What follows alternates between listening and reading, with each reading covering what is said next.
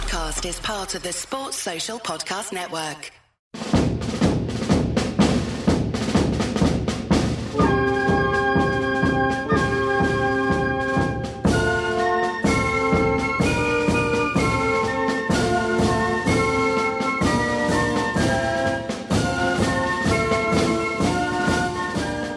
Hello and welcome to Haway The Podcast. It's Martin here and you join us for another episode of On This Week, where we take a look back at some of the highs and not so highs of the history of Sunderland AFC. And this week we are doing things that happened on the 3rd of November to the 9th of November. And we have got the regular crew with us. So first of all, we'll say hello to Chris Wynn. Hello, Chris. Hello, mate. And I think it's probably worth mentioning that you're an absolute trooper. Just had a wisdom tooth out, mate, and battling on. It's not like Bert Troutman playing through the FA Cup final with a broken neck, is it? But, you know, sitting here and talking about Sunderland in a little bit of a drug-induced haze that's purely medicinal is just another thing altogether. I tell you what, I bet you feel like you've been smashed into like by a train or something like he had back in the day. Indeed. And we also have Andrew Smithson with us. Hello, Andrew. Hello, morning. It's usually me that's drooling out of the corner of my mouth, but it's you today, Martin, for once. So, well, I'm going to leave most of the talking to you lads. And the fourth member of our quartet is, of course, Kelvin Beattie. Hello, Kelvin. Yeah, good morning, lads. Good morning. Hey, Martin, you're taking this, getting your teeth into things a bit far, are you not? Well, hopefully this podcast isn't like pulling teeth and we can all enjoy the next couple of hours. Kelvin, I believe you got pulled in the sauna again the other day.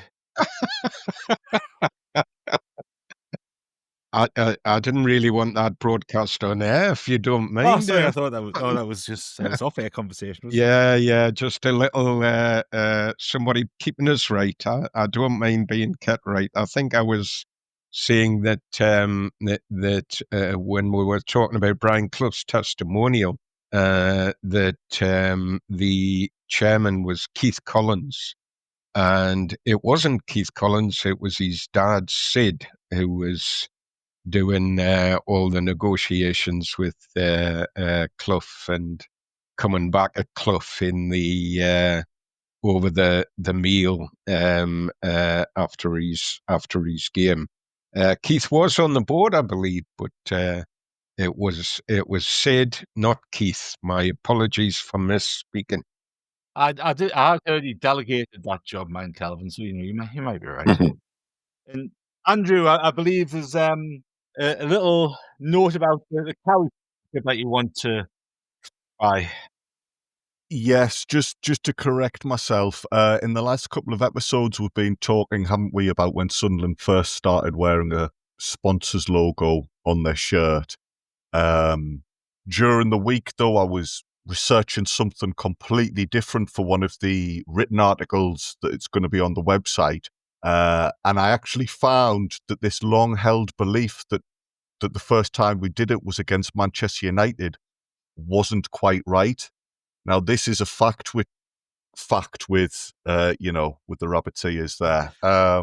Fact that I myself have repeated a few times in various things. I've done articles on it and what have you. Now, seemingly, the fact that the Manchester United game was going to be broadcast on Match of the Day was still the final push for Tom Cowie to get his company on the shirt. However, everything was already in place the week before. The new kits had been delivered and what have you. So the Saturday prior, for a 2-2 draw at home to Stoke City on the 15th of October, that was actually the first time we wore Cowies on a shirt. So just one of those things which, you know, when you find out that what you've said in the past is nonsense, and that happens to me a lot. You suddenly go bright red and you think, I better correct myself. Apparently at the time, the club were doing really well at selling match day sponsorship, and the hospitality suites and all of that side of the business was booming. But a lot of organisations were very wary about going that step further and putting their logo on a football shirt, just because the rules were new and attitudes around it were very different. And I found a snippet from a newspaper at the time prior to the Stoke game. Seemingly, Haway genuinely thought that him becoming the sponsor of the club he owned would go down well with the supporters, because he was often criticised, apparently, about not putting his own money into the club.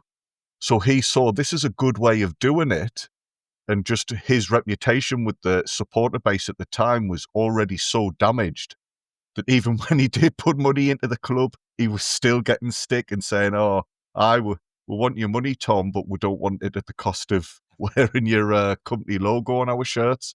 So he probably was thinking, well, I can't do right for doing wrong.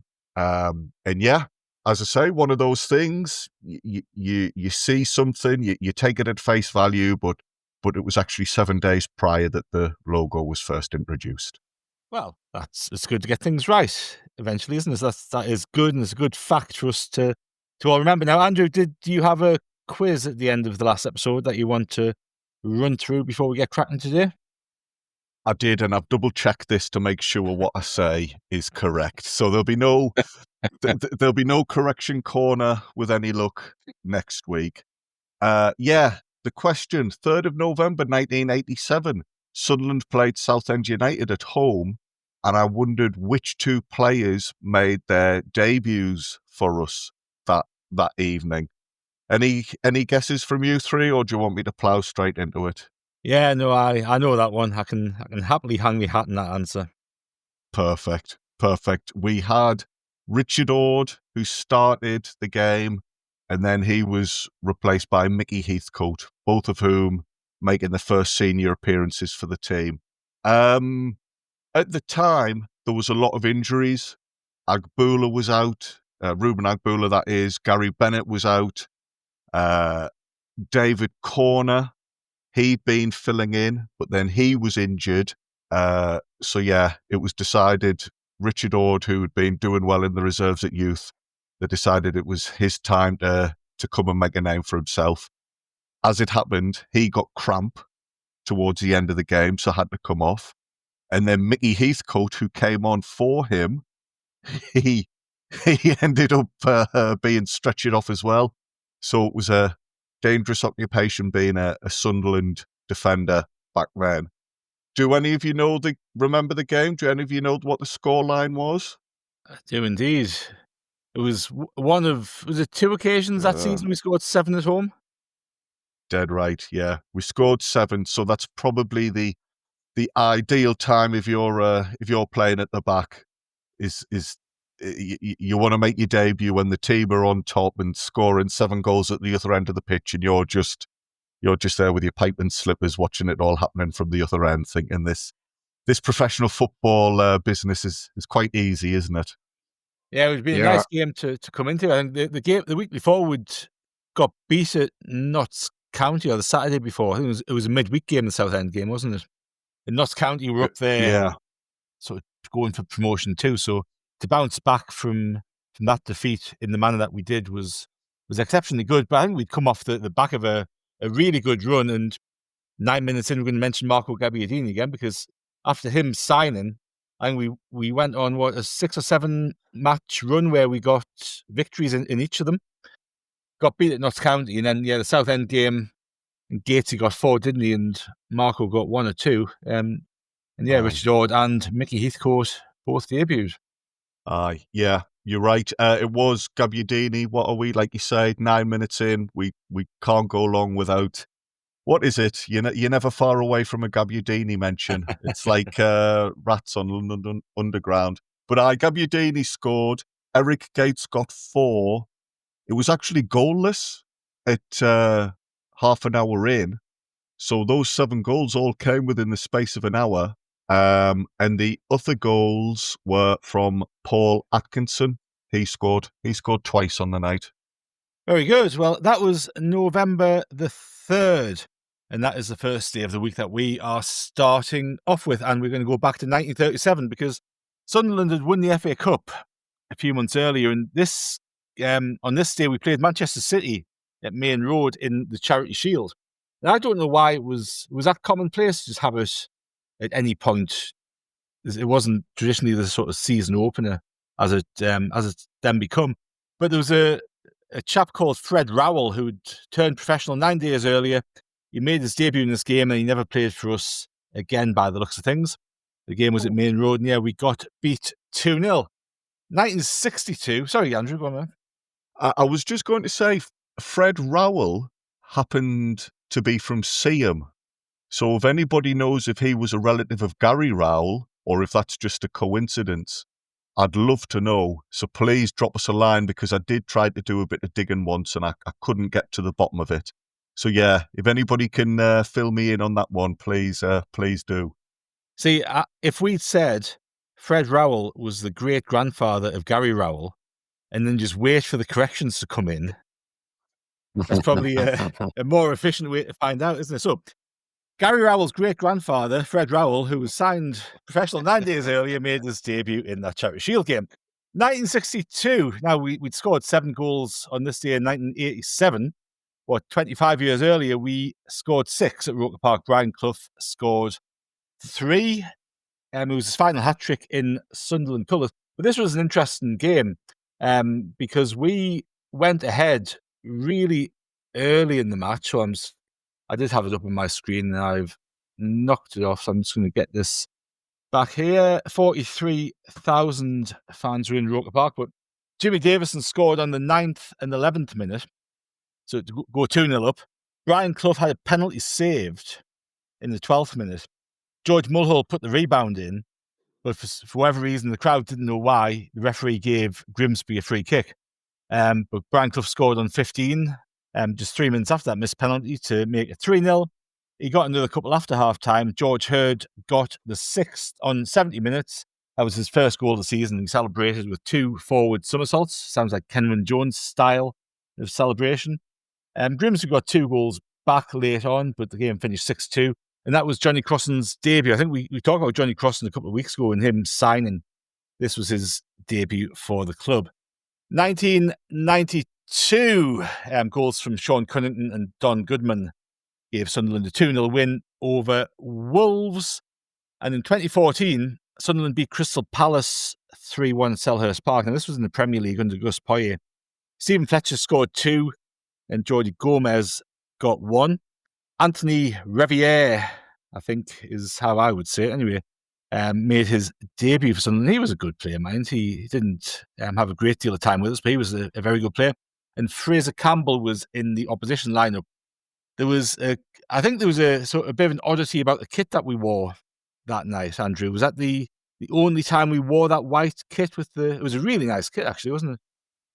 It was, and there's forever people trying to knock out reproductions of it now, because I think we ended up just using like a basic Adidas template for the night. I'm trying to think, Chris, our usual change kit that season was a bluish colour. So of course the red and white clashed with Crystal Palace's colours, as did the blue change kit. So yeah, we were left with no alternative but to pull out this, like I say, template from Adidas. They must have just had a load of kits lying around in the corner, so they've quickly chucked a Sunderland badge on it. And yeah, not a bad record for a shirt to have 100% winning record in it. Only 1 goal conceded and 3 scored. And like I say, you do sometimes see a couple of people nowadays trying to pass off dodgy knock-ups that they've made in their garage is an official match-worn shirt and what have you. Yeah, that's right. We will skip forward to 2018. On this day, Jack Ross and Sunderland beat Plymouth 2-0 with 2 goals from Aidan McGeady, 1 from the penalty spot. And in 2020, we beat Ipswich Town 2-1 at the Stadium Light behind closed doors during the pandemic. Charlie Wyke and a late Grant Leadbitter penalty, getting all 3 points for Sunderland. Now, on November the 4th, back in 1882, this was the first ever game at a former ground of ours, Groves Field in Ashbrook. And we weren't here for very long, but this game was abandoned before half-time. We were playing a team called North Eastern, and there was a dispute about 2 goals in the first half. And I've read a couple of different sources for this. Some say it was the team was disputing the goals. Some say it was the umpires, as they were known back in the day, who were disputing the goals. But the game was abandoned before half-time, and our first official game at Groves Field happened a little while later. Did we have nets then? No, I think that was late, wasn't it? Yeah, I was just wondering whether the dispute was about did that ball go in the goal or either over the top of the post, the way we used to argue about it on the Clarty Well, fields we used that would to make play on. sense, wouldn't it? Yeah, no, absolutely. That would make complete sense.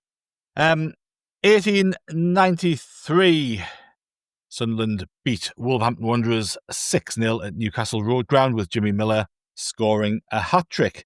1954, now, this is a chap who I would love us to explore a bit more one day, but obviously it's not going to be today because we haven't prepared anything for it. But Willie Watson, England footballer and cricket international, he left the club to become player manager of Halifax.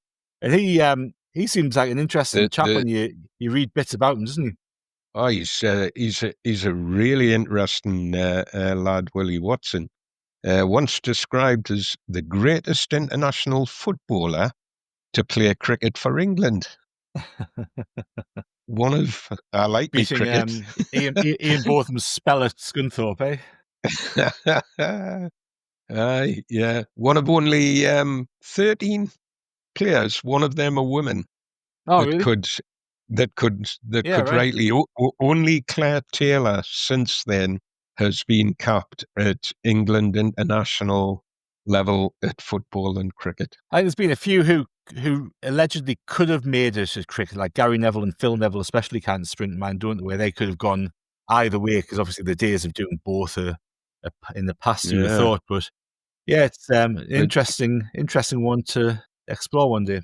Gary Neville's still on a sticky wicket, isn't he? He's Seeing as we mentioned him earlier, Richard Ord was apparently a really good cricketer and had a lot of represented a lot of county teams and youth sides and what have you. He had a decision to make: do I proceed with the cricket or do I go down the football route?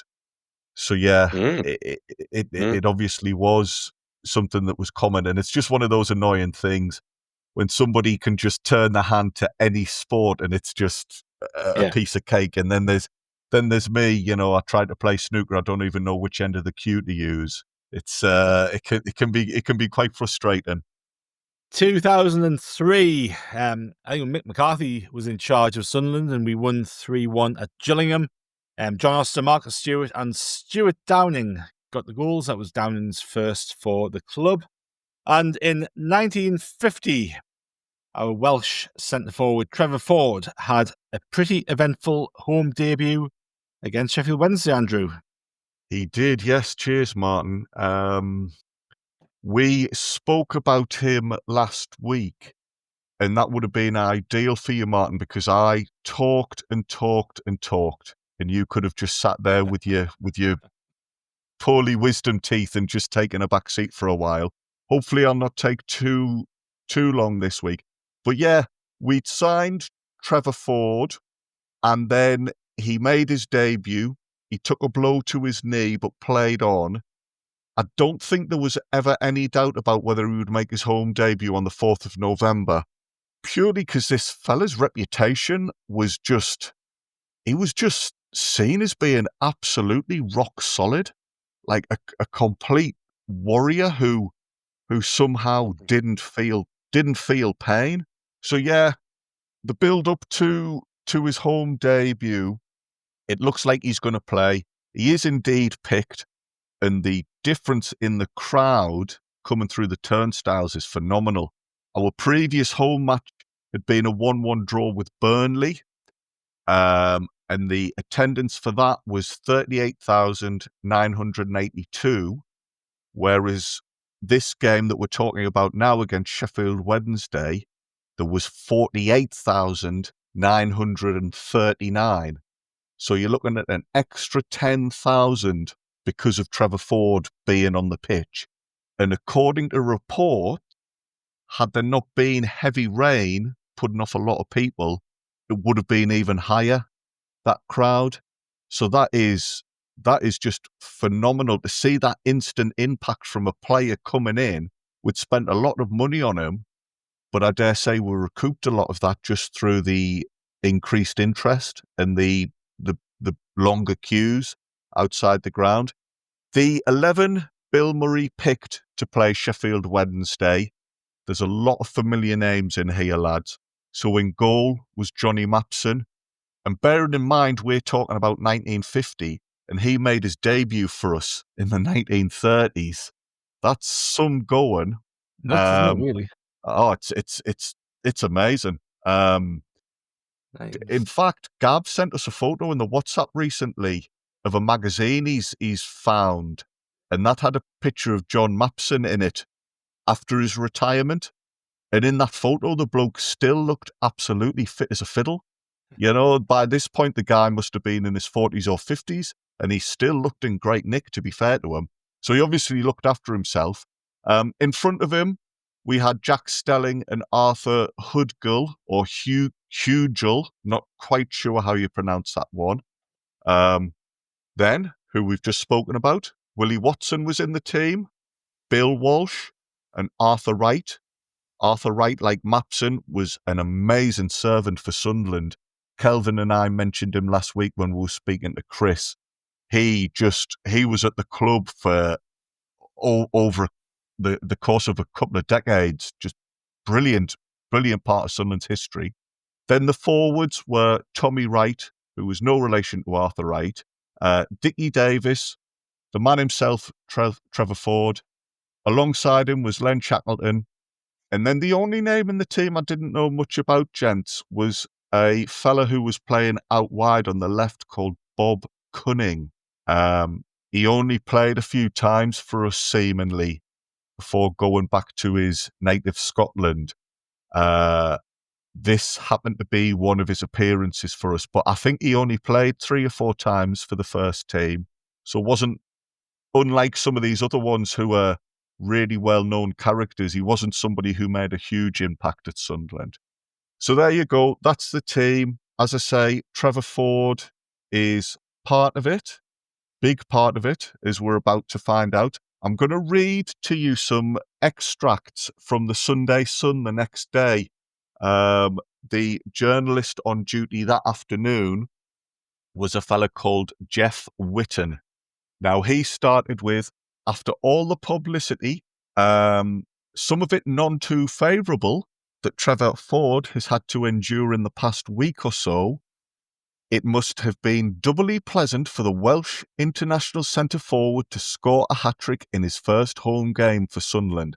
Now, I found that quite interesting because when I was doing the research, I don't remember there being much negative press about Trevor Ford. I think most of the papers were excited about the prospect. Certainly the local press were really keen to Sunderland bring him to the club because they thought he was going to be a massive attraction. So I'm not sure what that none too favourable publicity refers to. I couldn't find anything to back that up. There might Anyway, be something, Andrew. Sorry, I was looking at some stuff earlier, and there seemed to be a bit of controversy about the amount of money he was being paid and the size of the transfer fee when he arrived from Aston Villa. So there was, because I think it was, I'm not sure if it broke a record or what, but it did, yeah. Yeah, sorry. So it was the British transfer record, wasn't it? So I think there was some controversy around that, the amount of money that was actually being paid to him and all that sort of stuff. Yeah. Well, fair enough. You often see that, don't you? Whenever transfer fees rise or they break through a particular landmark, even now, there's always questions about when will this end? Is the bubble going to burst? So yeah, cheers, Martin. That would make a lot of sense. It wasn't necessarily Ford, the player himself, that was the issue. It was more the changing of football and how money even then was perhaps becoming a bit of an issue. It's always uncomfortable, isn't it, when you see big fees being thrown around and you wonder, could there be a different way of doing it? But yeah, there you go. So Jeff Whitten continued that, and the fact that Sunderland scored their most decisive victory of the season against Sheffield Wednesday was enough to send the crowd home happy. But to my mind, one of the most satisfactory features of the game was the speed with which the new boy struck up an understanding with Shackleton. This is really interesting, this bit. There have been some gloomy prophecies about the likelihood that these two players, each a football genius in his own way, would not be in it together. But few can have been left to doubt after the first half hour. Shackleton, as brilliant as ever after his layoff, plied all his colleagues with fine passes, and Ford, though given little scope at this stage, showed that he was ready to take the chances when they came. Now, this whole aspect of the Trevor Ford time at Sunderland fascinates me. Again, I'm interested in where Jeff Whitten saw the gloomy prophecies, as he calls them, because the stuff I saw, the sources I found, were all desperate to see Shackleton and Ford together. They thought these two were going to pair up and be unstoppable. As it happens, the two of them did not get on in the long run. So it's a real shame here to see that on their first outing at Roker Park together, the pair of them did link up really well and maybe gave a clue as to how things could have been if they'd hit it off. So yeah, It's interesting, that, isn't it? Because it is. There's been a lot written about that relationship between Shaq and Ford over the years. I always remember Dan Anderson said a bit about it in his book, which is a good read if you want to know a bit more about that era. But he was just a young player coming into the team, and he reckoned that he was asked what was the nature of the dislike, what was it all about? And he said he didn't know, but he knew that Shaq just didn't like the way even Ford combed his hair. So, that's a relationship that hasn't got much of a chance, really, is it? It does. You're right, though, Martin. Andrew, it does give an indicator that they might have been able to play together. But the contrasting styles, I think. I was going to say before when you were talking about Trevor Ford, he had a reputation even before he came to us, of being one of the most aggressive centre forwards playing football. He had a very aggressive persona on the pitch. But interestingly, again, I'm almost frightened to say this in case I have got it wrong, but I don't think he was ever booked or sent off. No, he wasn't. Aye. So that's interesting, just from that perspective, because Billy Bingham used to say he was the best player he ever played with, and that he kept, although he was a tough lad, he kept it just about within the confines of what was legal on the pitch.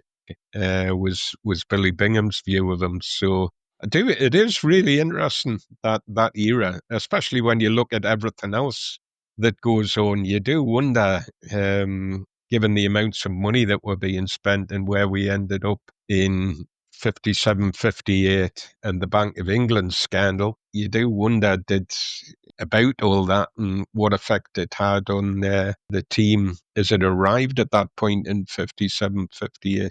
It's one of these stories, though, that's almost been passed down. I remember, my dad absolutely loved Lynn Shackleton. And one of the stories he told was him spinning the ball to players he didn't like. And one of them was Ford. But my dad kind of, what was one of the early stories he told me. It's one of these kind of legendary folklore things that are being passed down through the generations in Sunderland, and then you've got the whole Baxter Hurley thing. That's another one, I suppose, to throw. But I think that the Shackleton Ford's one of the biggest kind of things that were passed down generation to generation, wasn't it? I don't know if it was about money as well, because he did have he was given a job with, I can't remember the name of the director that had, he worked with cars, Ford, didn't he?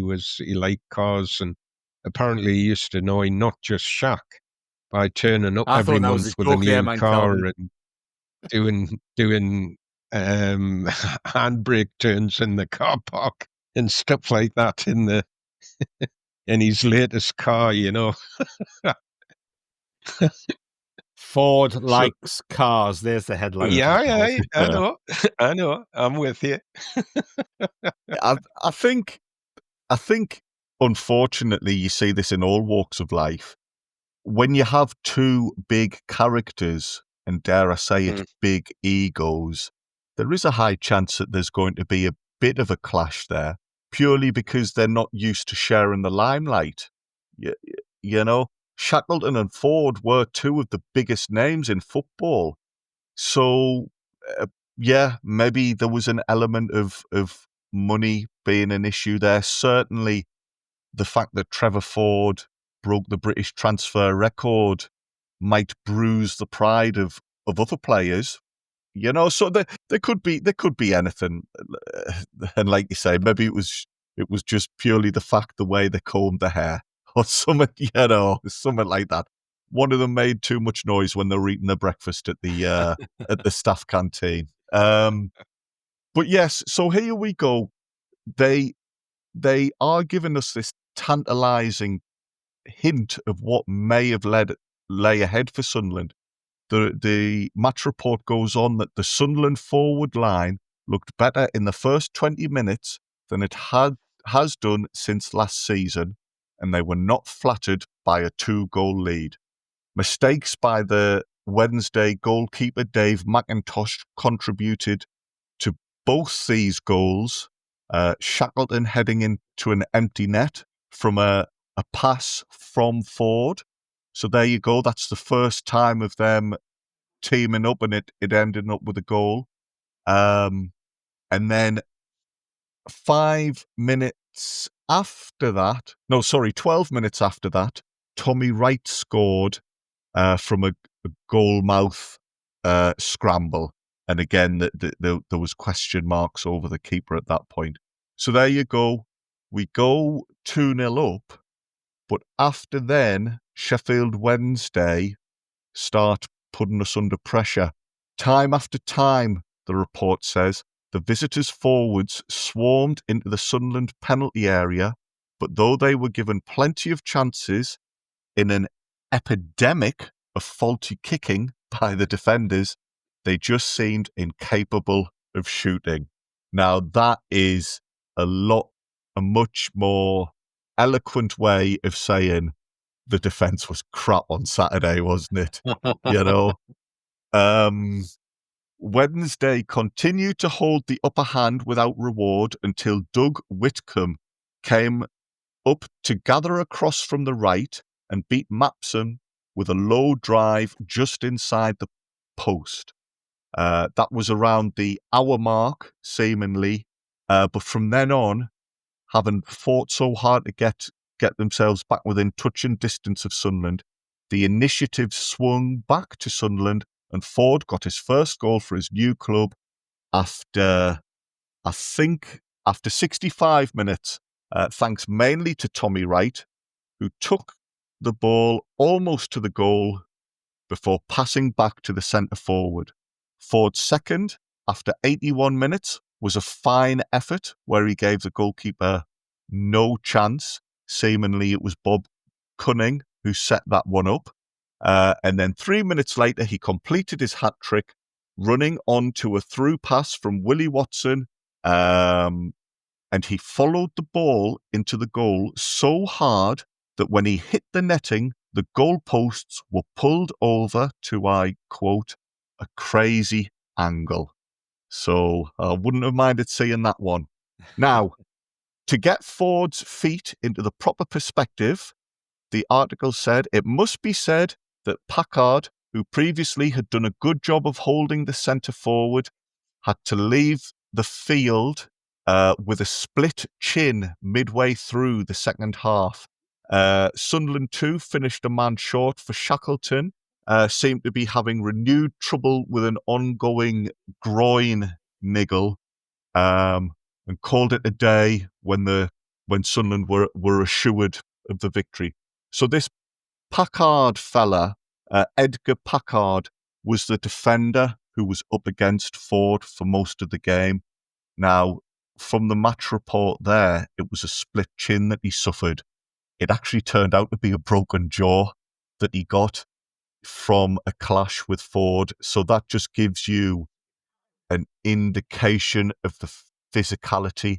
Now, I don't think it was a deliberate incident. It was a fair challenge for the ball that they've gone for, but Packard's come away with a broken jaw, which is not nice. It does, though, just suggest Ford's utter determination. And as for that story there about pulling the posts out at an angle, closer inspection and like further reports that came in the following days show that Ford and the goalkeeper McIntosh were both going for the ball, and there was a bit of a race to see who could get it.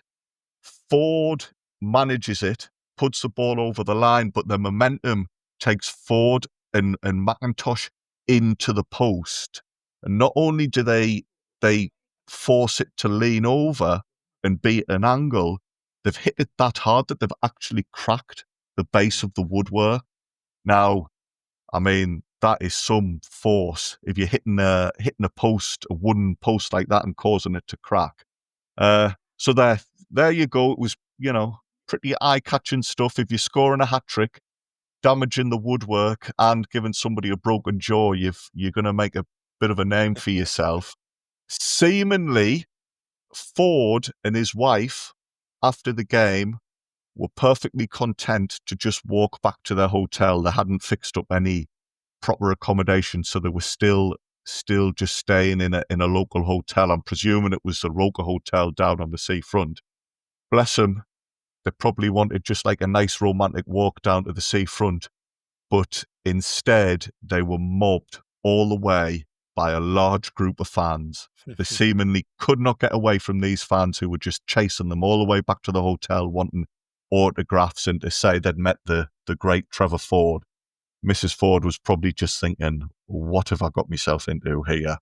And there you go. Pretty good home debut for him. He didn't score again, though, until December. And it wasn't until March, in a game against Middlesbrough, that he scored in a winning effort for Sunderland. So we talk about this big introduction he had. It did take him a bit of time to get fully up to speed. That said, lads, he was obviously just a natural goal scorer, because he still finished the campaign with 16 goals in the league and another one in the cup. And that comfortably made him our top scorer for his debut season. I think in total he got 70 goals in 117 games according to the record. So he's going at a pretty good ratio, isn't he? Aye, not bad, not bad. Wouldn't you? Yeah, I mean, how much would that cost now? A player with those types of stats? If we think 29,500, the British record fee was quite outlandish. I mean, it'd just be staggering, eye-watering figures these days. I suspect it would be a British record transfer fee. Yeah, it might just break that record. Well, I think that is a great time to take a short break. We'll be back very soon. Welcome back to Haway The Podcast for another episode of On This Week, and we are on November the 5th.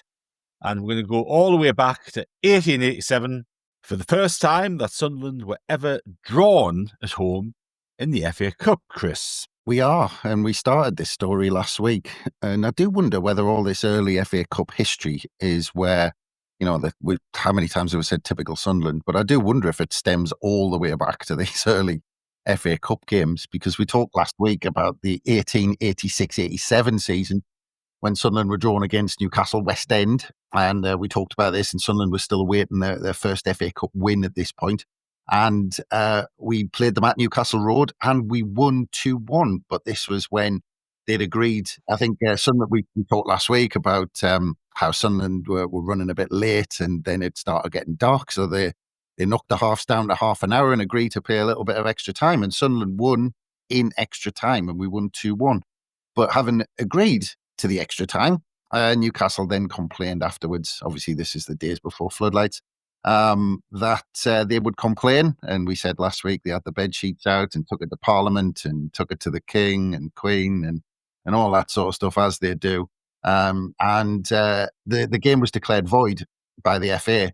As we said, the replay was ordered.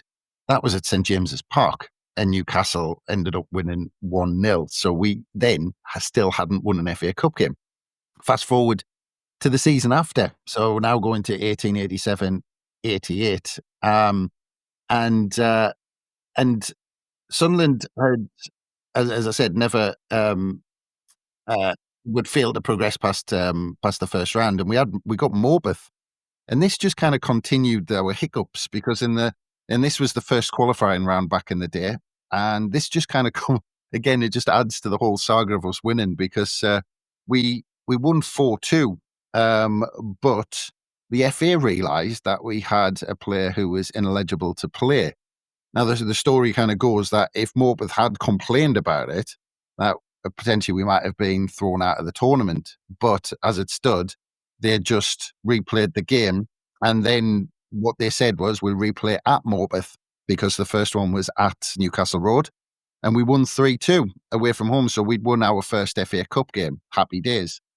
And then in the next round, we get drawn against Newcastle West End. And of course, we've got the whole rivalry building up from the season before, where they'd complained after kind of agreeing to play that extra time and bad light and all this sort of stuff. So we're 12 months down the road. We've won our first FA Cup game now, albeit we had to go through a replay and play away from home. We've probably thought history was repeating ourselves. So now we get our chance to get a bit of revenge 12 months later against Newcastle West End. And courtesy of a brilliant writer for Roker Report, this M1less, fantastically dug all of this material out. So I'm kind of riding on his coattails on this. I suspect I just put my name next to something Andrew had written, that's all. the old copy and paste. But yeah, they pulled out some brilliant quotes from the Sunderland, and I don't like just saying the Sunderland Echo, and these days it was the Sunderland Daily Echo and Shipping Gazette at this point. And they said about the tie, they said, the ill feeling created by these matches was manifested a few weeks later when the teams again met at Sunderland in a match for the benefit of an injured player, when amidst great excitement, Sunderland won by the narrow majority of one goal.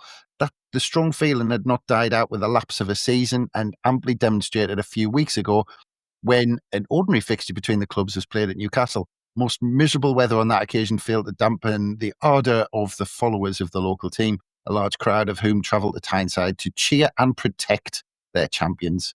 And at that point, Sunderland won by a single goal on that occasion. But the rivalry was starting to build up. So Sunderland had to kind of Sunderland had to overcome this. And we're talking about, and again, we mentioned this last week, but this is when competitive competition started to come in with the FA Cup, because until this point, it was all just friendlies. And the Echo had a good piece, again, courtesy of M1less. Thank you very much, mate.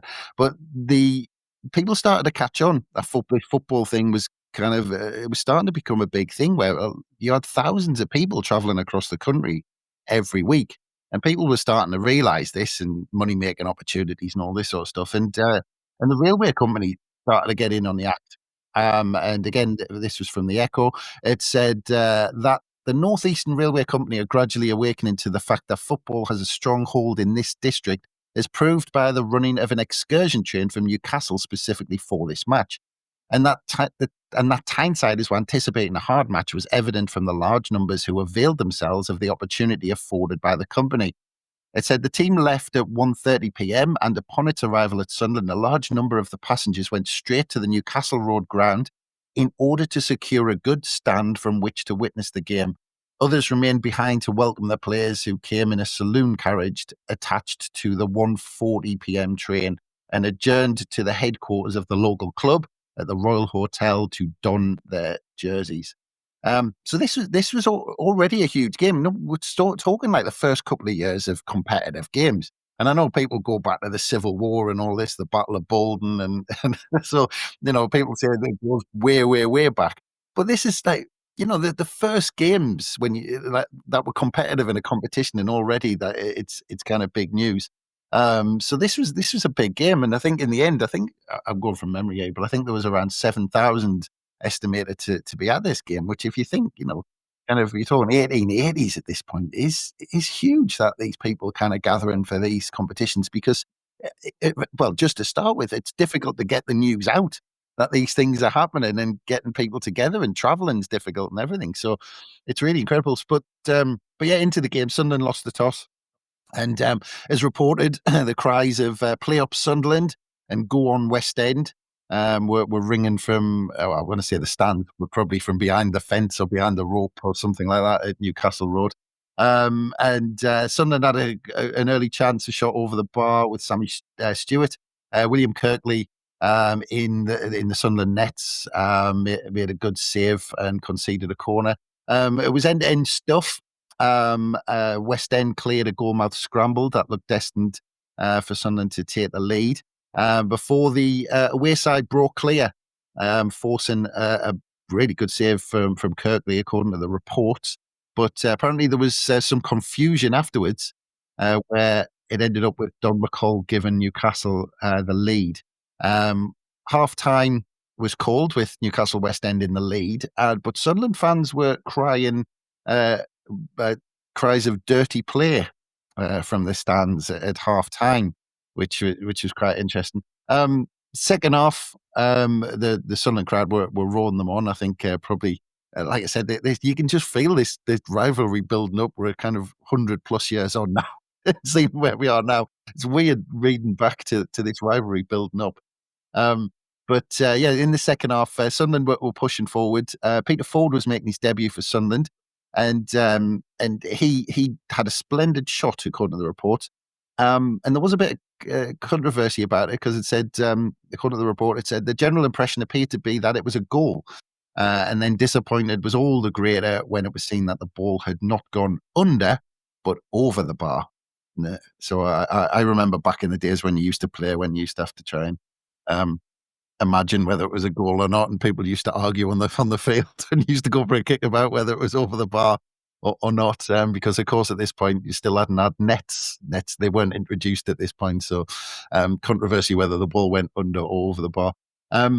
Again, according to the reports, the spectators were cheering and counter-cheering with utmost vehemence. And as the game kind of came to an end, and Newcastle started playing better towards the end of the game, apparently adopting win at any cost tactics, which I don't know if that involves just kicking lumps out of people or what, but if you put the pieces together, that's what it sounds like. And then there was a handball. Sunderland got a free kick, and this was an indirect free kick, and Joe Richardson took a shot, and it went straight in, and it was disallowed. Of course, imagine what the crowd's reaction was to that, especially after the over the bar debate earlier on in the game. But late in the game, Sammy Stewart scored the equaliser in apparently the most cleverest manner possible. And the home crowd were obviously up, and it was described as they burst out afresh, hats being waved in the air, and some of the players manifesting their delight in the most extravagant of antics, which I imagine this year was a firm handshake or something like that. I imagine that was described as extravagant back in the 1880s. But I wonder what they'd make of goal celebrations.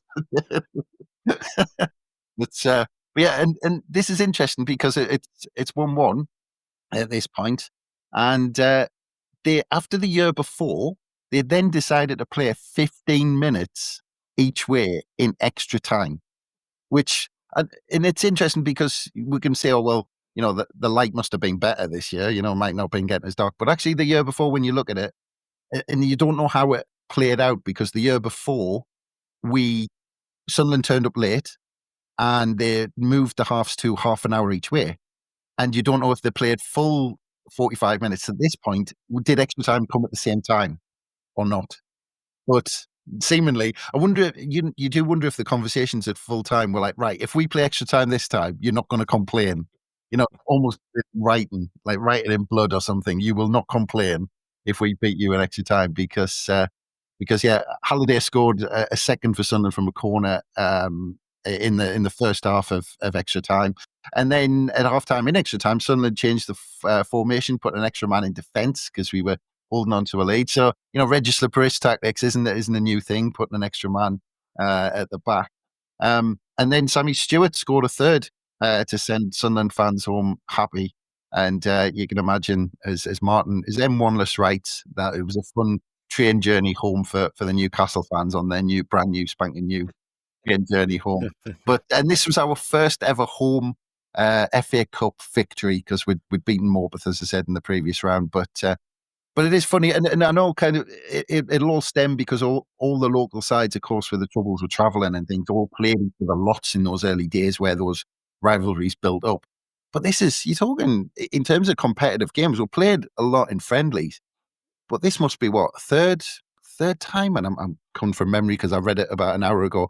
But I'm sure this is something like the third time we played competitively, second or third time, and already, they're putting kind of extra trains on. Train companies are getting involved. The fans are shouting dirty play, and all that sort of stuff at each other. But 100 and, well, I don't even want to think about it. Whatever years it is, this rivalry is already building up, and it's just really interesting listening back or reading back about this game, and even though you get hints of typical Sunderland, we came through all of that where people are trying to get this extra time on us and bad light and ineligible players and all this sort of stuff. And actually, to be fair, we still came out and won the ties. Well, it's what happens, Sammy isn't it? Stewart. They try to trip you up and try to put things in your way, and we always overcome them eventually, won't we? It's the Sunderland way. It's what we do.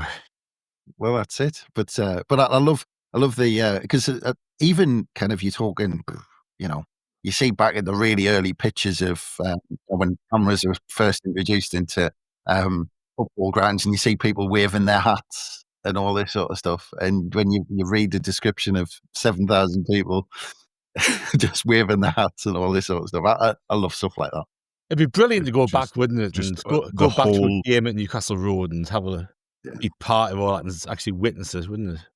But I get this. And it ends up putting a smile on my face because all these people, without really realising it, they're kind of at the birth of what we absolutely love now. And we're talking about it well over 100 years later. And these people were there, and they probably didn't, it didn't kind of dawn on them, because it never does when you're in the moment, that this is significant, that this is the birth of what will become this huge, massive thing. And they have no idea. But you just want to go, and it must have been exciting that this FA Cup was, in its infancy, and Sunderland got in and started playing these games, and to be at the forefront of that, it just, you just wish there was more kind of, because like I said, it wasn't significant enough to warrant people taking pictures or anything at the time, and you just wish there was more kind of things you could try and take it in and breathe it in a bit more. I appreciate what you're saying about there's not much footage, but it's very easy for me to kind of imagine the scene in my head. Some of those descriptions from the articles that yourself and Martin have dug out, just, like the fans, some staying back to welcome the team, some heading off straight to the ground to get a good place. I can literally picture them coming from the train station, because the train station's still there. It's now a fans museum. And like you say, Chris, that's what happens now.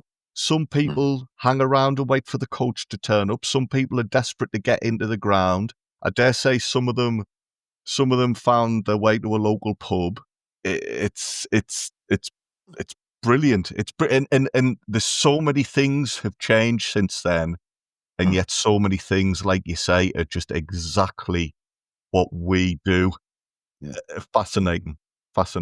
Yeah, but this is where these traditions started, and you know that, and we, like you said, over 100 years later, in very different ways. Like you said, we're still attached to those people. Have still got those type of habits, but just in very different ways. And these people, by just deciding, well, I'm going to do this, I'm going to stay here, or I'm going to go there, started these traditions off that were then passed down. You must be talking 3 generations since, or something like that, that people still think about doing on a match day. I'm willing to bet mind. Back then there was no A to Zs or anything. I wonder how many local scallies, when asked for directions from from visiting fans, pointed them in the complete different direction to the ground. There was no floodlights to look for up above the terraces. So yeah, some poor souls probably missed the game and ended up wandering around the middle of nowhere. Yeah, but I don't know if the tram car on Southwick Green was there at that point, but probably pointed them in the direction of that. I would not have fancied going in there as an opposition fan. No, so there's a journey back to very, very early days of the Sunderland and Newcastle rivalry. 1938, Patsy Gallagher got 2 goals as we beat Stoke City 3-0 at Roker Park, and that took his goal tally for the club in league games to exactly 100. 1966, we were winning 3-0 at half time against Sheffield United and ended up winning 4-1, winning 3 games in a row in the top flight. Now, 1983, we played Arsenal at Highbury and won 2-1 with goals from Colin West and Ian Atkins, but a rather famous Arsenal and England player made their debut on that day. Can anyone know who that one is? It wasn't Tony Adams, was it? It was Tony Adams indeed, and Tony Adams is going to crop up a little bit later in the first as well. Yes, we won 2-1 at Highbury. Tony Woodcock got the goal for Arsenal. Sorry, Martin, just at that point, just another player who played in that game is a cracking quiz question, isn't it? It's apart from 1973, what was Sunderland's other big moment in the FA Cup final in the 1970s? Yes, indeed. Alan Sunderland was brought off after 57 minutes for Brian McDermott, who went on to be Reading manager, I think, didn't he, and Leeds manager at one point. A few of the famous names in that side. Kenny Sansom. Russian and Diamonds as well. No, that's right. Aye, that's right. And Pat Jennings, who Laurie McMenemy tried to sign for Sunderland after he'd basically retired before the 1986 World Cup, was in goal for Arsenal that day. Charlie Nicholas, Brian Talbot, who was a West Brom manager in the late 80s, early 90s. Chris White, who obviously went on to play for Leeds. Among the players in the Arsenal team that day. You know, that's a bloody good Arsenal side. Sorry, that just shows how good that Alan Durbin Sunderland side was, beating them 2-1. Sorry, I didn't want to sidetrack us, but that's a brilliant Arsenal side. Well, no, and it's funny, isn't it? Because you kind of have this view of Arsenal in the 80s. That wasn't until George Graham came in that they really became a really good side in the 80s. But that team's littered with good players. But, we had the likes of Paul Bracewell, Gary Rowell, Colin West, Mark Proctor, Ian Atkins, Gordon Chisholm, Sean Elliott, Pickering, Venison, Turner, and Leighton James. I think I've read them out in a really random order, but that was about 11 players. But there's a lot of talent, and it made sense to me. Anyways, that's fine. 1991, Sunderland beat Ipswich 1-0 at Portman Road under Dennis Smith. Gordon Armstrong got the goal. And in 2016, there was a very rare positive note as David Moyes' Sunderland went to Bournemouth and beat them 2-1 away. Jermaine Defoe scored and Victor Anichebe scored. And Stephen Pienaar, if anybody remembers him doing anything for Sunderland, he got sent off. So there you go. That was around the time that Anichebe did the tweet something like thing, wasn't it? It might have even been after that game, but we will find out one of those days. That when he kind of he was holding the ball up, and didn't he just kind of knock someone over or something like that right in front of the Sunderland fans from memory? He actually looked a really good player when he was able to get on the field for a few games in that season, but he wasn't able to often enough, unfortunately. He had a purple patch around then, and so did the team, because do you remember, after such a bad start, Moyes then got something like 3 wins out of 4, and we all thought, here we go, things are starting to click. And then that was literally it. It just went back, one step forward, a million steps backwards under Moyes after that. It was. Yeah, we'd beaten, let's have a look, we beat Bournemouth away 2-1, then we beat Hull at home 3-0. Mm-hmm. And we had an away game at Liverpool in which we got beat, but then we beat Leicester 2-1 at home. And I think, did Nichibo score 2? Oh, no.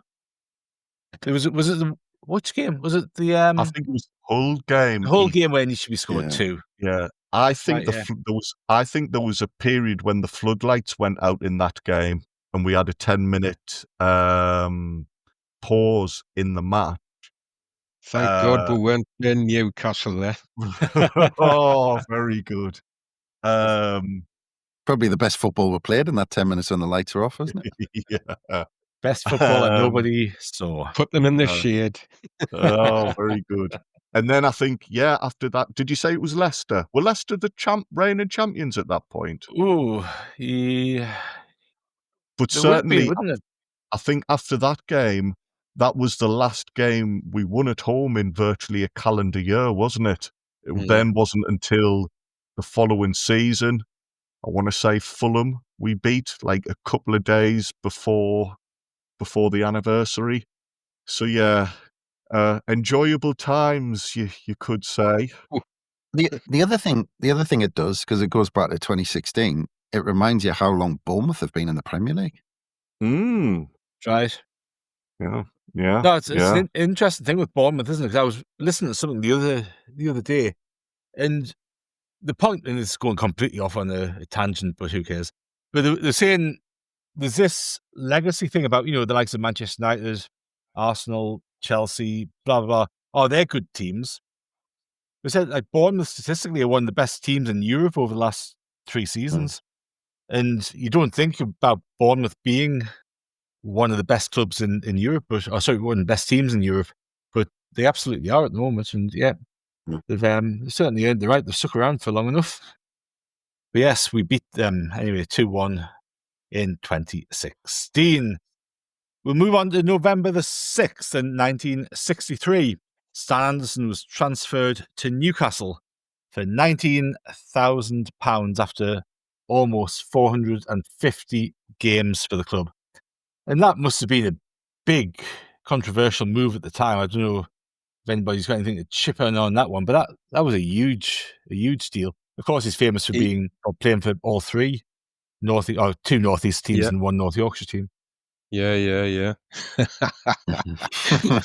captain of the North. I don't think he wanted to go, but him and Brown, they had an interesting relationship. I think Brown had a lot of time for his talent, but Anderson, because he was captain, he used to go and sort of go and see Brown on a Monday morning after games and want to talk through the game and have his input as captain. And apparently Brown wasn't overly fond of that. The Martin Harvey's rise made Brown think, you know what, we'll sell you. I'll do away with the Monday morning having to sit and listen to you, and we'll give this young boy Harvey a go in your place. I don't think he wanted to go. No, it's always been a puzzle. I seem to think it was one of those where he didn't know who he was about to speak to. So either Stan Anderson was waiting outside and was about to be taken into the room, or Stan Anderson was sat down in his living room and then Brown turns up and says, "I've got somebody here to see you." Is it that way round, Kelvin? Is it? So I mean, that is well remembered. Andrew, I'd forgotten about that. Alan Brown knocked his door one night and came in and had apparently been in there for a half hour or so chewing the cud about football, and then said, "Anyway, I've got somebody outside wants to speak to you." And Joe Harvey had been sitting in the car for half an hour outside. He just brought him in, and Anderson in his book says, "I had no idea that was about to happen." But I think he knew that there was a little bit of tension between him and Brown, and I think he had lost his place briefly to Harvey. I think he knew he was under pressure a bit there, and had lost his place to Harvey. But I had forgotten about that. Oh, Harvey's sitting in the car, How are you, lads? How are you? Was he lying across the back seat, just keeping his head down, so if anybody passing by didn't get wind of the transfer, hiding under a blanket in the boot or something? I think he was in the tram on having a beer.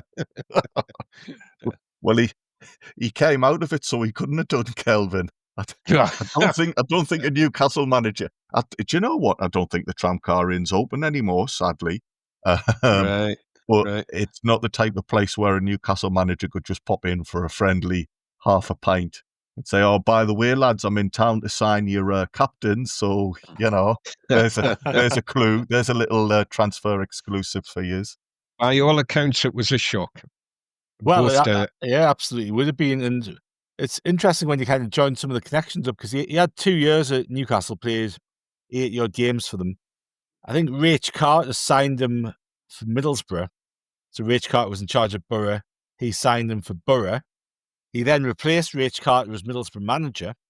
And he had a relatively long managerial career, although it was kind of punctuated a bit. But he had 7 years in charge of the Borough.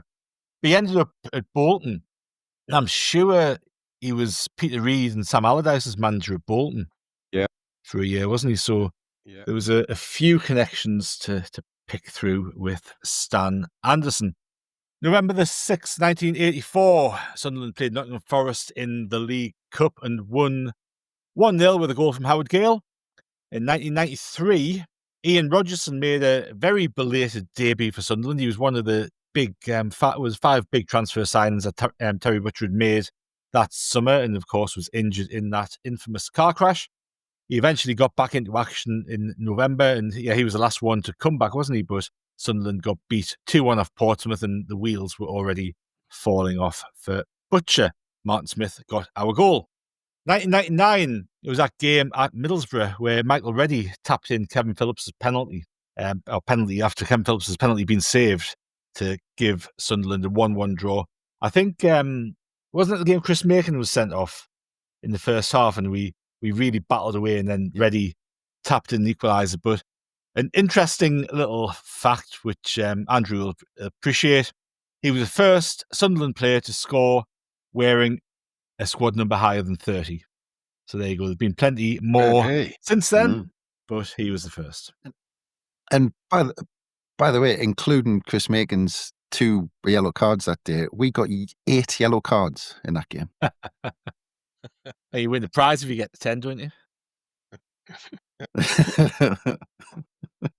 Well, we stopped short, but and Kevin Ball wasn't one of them, which I think is the big surprise. It is quite play up Sunderland. Oh no, sorry, he was. Sorry, he was. Yeah. Okay. I'll retract that. Yeah, no surprise there then. Yeah, 2002, we talked about a rare moment of glory for David Moyes. In 2002, we had a rare moment of glory for Howard Wilkinson. Sunderland were playing a League Cup tie at Arsenal. We were 2-0 down at half-time, but we came back to win 3-2. And Kevin Kyle and Michael Proctor were in the team that day, weren't they? And at least one of them was on the score sheet. I can't remember who else was on the score sheet that night, but Stuart got 2, Kyle got the other. Stuart got 2. He was an agricultural centre forward, wasn't he, Kevin Kyle? You know what? I really, for a season, I really liked him. It was that season where we finished we got beat off Palace in the playoffs. I thought he was really good that season, and then he had trouble with his hip and all sorts, didn't he? And it kind of curtailed him a bit. But I'm sure there was rumours that some of the Palace wanted to buy him, because obviously they'd gone up through the playoffs, and I think they either put big money in for him, or it was rumoured they were going to put big money in for him. But Sunderland wanted to keep him. But he could have been a really good player if he kept his fitness, I reckon, Kevin Kelly. I think he gets a bit of a rough deal sometimes. In 2010, Sunderland played Stoke City at home. Now, we won 2-0 with goals from Asamoah Gyan. But we talked the other week about the most number of former Sunderland players to line up against Sunderland. Now, in this Stoke City lineup, there was 1, 2, 3, 4, 5, 6, 7 either former or future Sunderland players. Now, 2 of them didn't come on. There were 2 unused subs among that. But do you want to have a crack at some of the names that were in the Stoke lineup that day? Martin, can you just repeat the year, please? I missed that. 2010. Oh, I'm still none the wiser. I don't know why I bothered asking that. Kenwyn Jones, presumably. That's one. Yeah. Oh man, what was the name? Oh, I've lost the name of the lad that scored he was a fullback. He scored a goal against Newcastle, I'm sure. Higginbotham. For us. Danny Higginbotham. Danny Higginbotham? Yeah, he was an unused sub. Aye. Yeah, I'm staying out of this because I pulled it up before you asked the question, Martin. So I'll let those 2 battle on. Presumably Tommy Sorensen and maybe Rory Delap. Was that? Sorensen was an unused sub. Delap came onto the field. Okay. Danny Cullen. Danny Collins, friend of the pod. Danny Collins, he played the game. Good shout, Kelvin. Good shout. The 2 that intrigue me are the future. Oh, it's not Mark Wilson, is it? Yeah, that's one. Oh, and there was another former Sunderland player at this point. Oh wow! So actually, there was only one future Sunderland player there. Okay. I'm now just going to go in a negative spiral. Former captain of the club. Oh, Dean Whitehead. Dean Whitehead. There you go. You're not going to get anything else out of me because just the memory of Mark Wilson is sending me down in negative. Yeah, but Mark Wilson in midfield. Yeah. Mark Wilson anyway is enough to induce some very bad memories. Dear me. Anyway, on that positive, bright and cheery note, we'll take a break and we'll be back very soon. Welcome back to Haway The Podcast, and we promise there's going to be some exciting and positive stuff to talk about in this last part of the show. Now, we're going to move on to November the 7th, 1979. Sunderland had their centenary game against an England 11 Roker Park. And on paper, this sounds quite a glamorous fixture until you look at the England 11. And the England 11 isn't actually the star-studded lineup you might expect. So 1979, John Burridge, John Gidman, John Bailey, Steve Williams, Stuart Bohm, Billy Gilbert, Steve Daly, Craig Johnston, who's Australian anyway, Peter Wyth, Bob Latchford, David Armstrong. I know Craig Johnston did play for England, but it's not really the star-studded lineup that you would expect for such an important game. We got beat 2-0 and Bob Latchford scored both goals. 1989, we played Bournemouth down at Dean Court, as it was called then. We won 1-0. Marco Gabbiadini scored the only goal of the game against Harry Redknapp's side. 1992, Malcolm Crosby's miserable start to the season continued. We got beat 5-2 at Peterborough. And in 1998, we beat Grimsby Town 3-1 at home. Martin Smith got 2 goals and Niall Quinn got the other. Sorry, Martin, just going back, that was Chris Turner's Peterborough. Yeah. United. Is it the same Chris Turner? I'm not sure if there was another Chris Turner. I thought it was before he... There was. Yeah, did he not manage Peterborough before he went to Sheffield Wednesday? Yes, he was at Hartlepool, wasn't he? I've got a funny feeling. I'm getting the wrong one. There was definitely 2 Chris Turners who were in management around that time. Yeah, because wasn't the other one Cambridge So this is Peterborough and Cambridge. Right, I've gotten the wrong one. Choice of two, I get the wrong one. It often seemed like there were two Chris Turners in our goal when we played. It reminds me of that. I'll probably cut this bit out. It reminds me of that song that they used to sing to Andy Gorham. Oh, no. You can't. You'll have to sing it. Come on. Oh, it's fairly You might as well sing it, Martin. If you're gonna cut it anyway, you might as well go the full hog. In 2009, we got beat 2-0 at Spurs. And that was a game that Craig Gordon got crocked by Jermaine Defoe.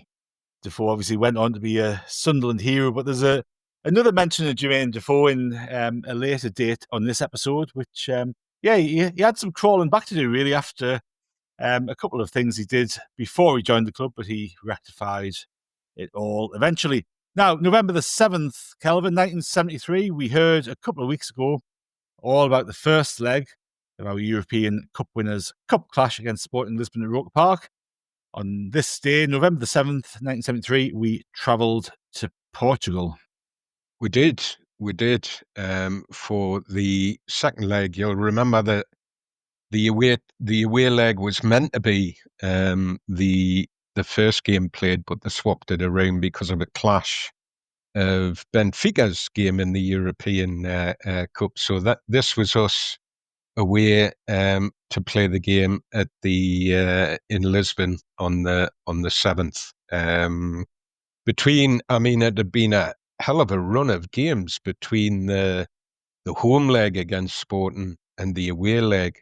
We'd played 5 games in 13 days as part of the preparation. We lost a league game just before we left, 2-0 at Hull before departing. And if it was any portent of what was to come, Sporting Lisbon, they won their league game before this tie 9-0. And Yazalde scored 6. That's SIX in old Telecaster terms.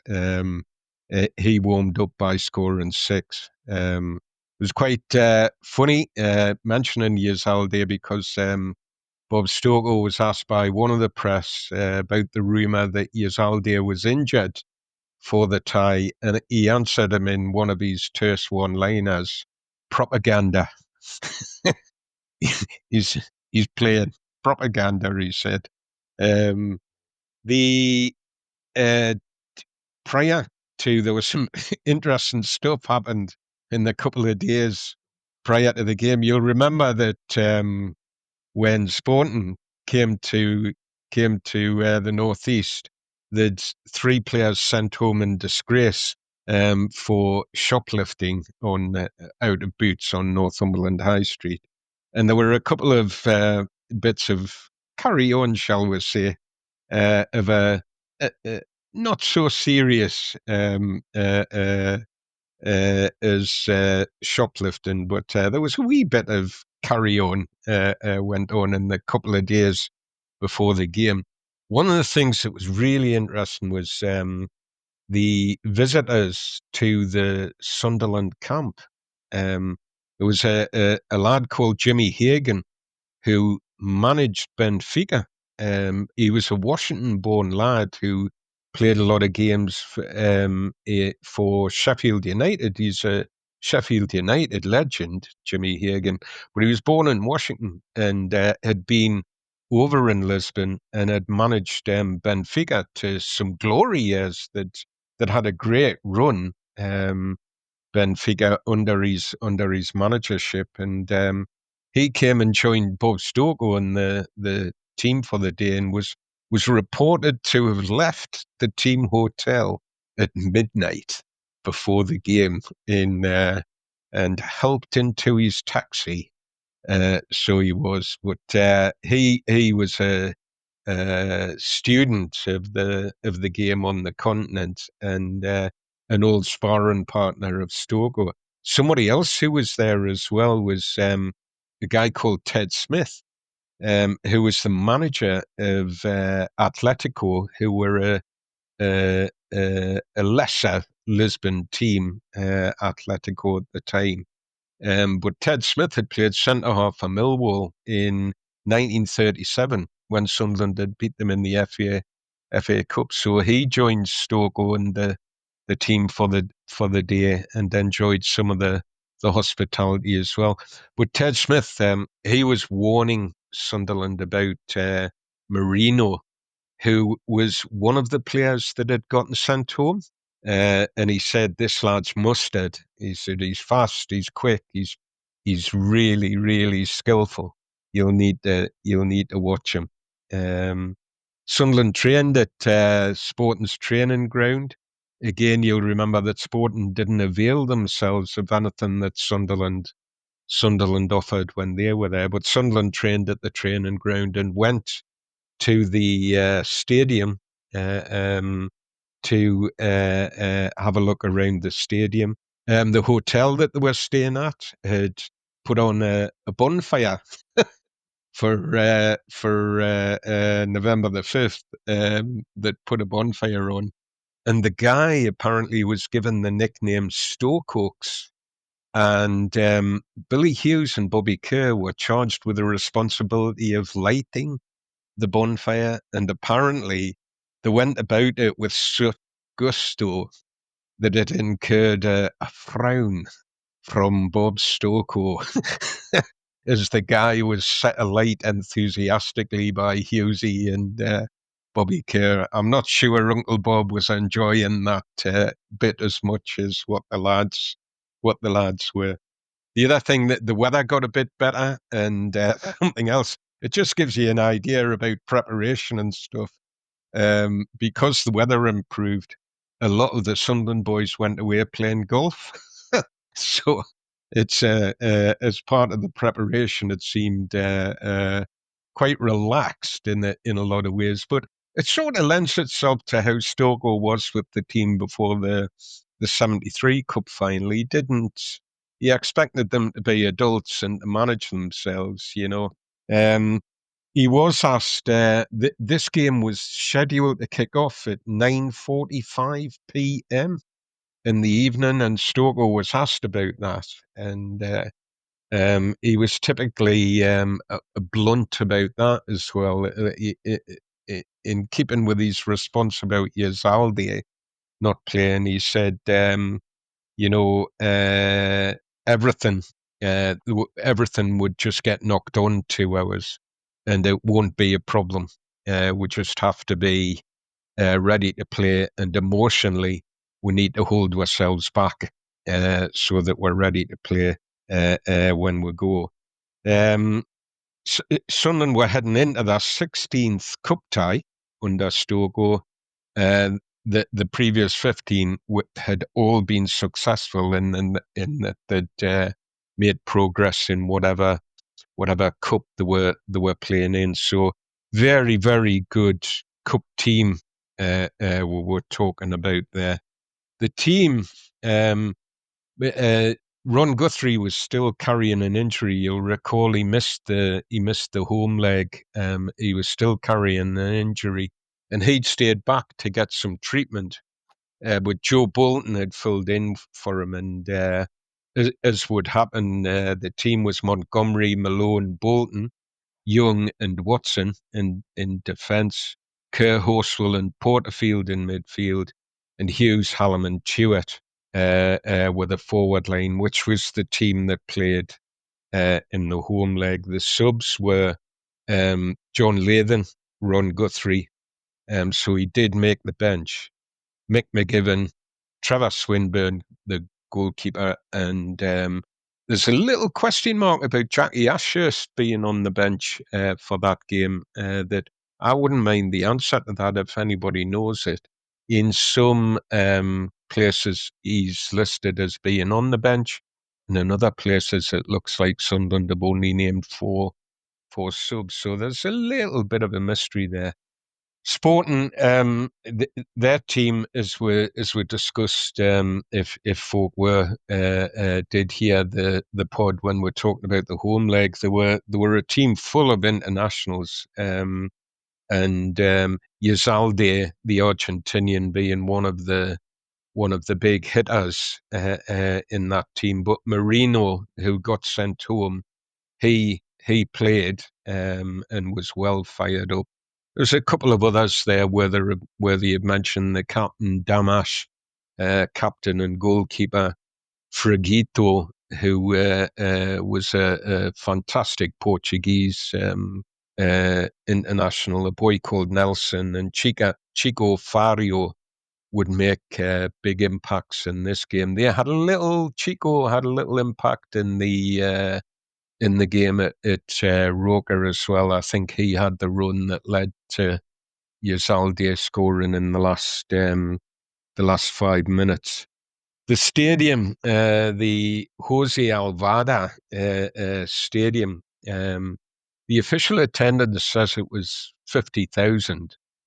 But when you read around some of the match report, there's quite a lot of them say there was between 55 and 60,000 in the ground. There was 300 Sunderland fans added into that, and they did their best to make a noise, but that crowd was making a right din. And when the teams started to come out, the Portuguese crowd, who were described in one paper as being packed into the stand like Portuguese sardines, the crowd came out, the teams came out, and they charged onto the cycling track that was round the ground.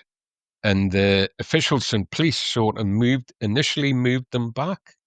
But when the teams eventually got on the pitch, the crowd surged again, and they were only on that side of the ground. They were only about a yard from the actual playing surface. So it was a hell of a din, and a hell of a crack was going on. A right atmosphere, a raucous atmosphere, right from the start. The game itself, I mean, it was an eventful game. It's probably fair to say, I hope probably the best team won on the night. Sporting won 2-0 on the night. They probably had the best chances. They had a lot of the play. But in the early stages, the Sunderland defence was holding them quite well. We had a couple of breaks, but the press corps, the British press corps, quite a few of them made mention of some debatable officiating, where Chewett and Hughes especially kept getting caught offside, and some of that was described as debatable. Monty made a great save from Frigito, and Mickey Horswell managed to get in the road of Marino, who was charging in on goal after he'd been found with a great pass from Yazaldi. This lad played great on the night, whichever report you were reading, he figures quite highly in football. And I think I said that when I was talking about him the last time, he didn't just score goals; he made goals. He was a really good player in that regard. Sunderland had a bit of a spell in the first half. Damash beat Joe Bolton cross out. Joe Bolton had a good game on the night, and Bobby Kerr had a great running shot that just went over the bar. Joe then he rescued Dick Malone, who reading into it and picture. I haven't seen him play quite a lot of games. Dick's taking the ball in his own box and trying to beat half the Sporting team. And gets into a bit of difficulty, but Joe Bolton slides across and rescues him for that.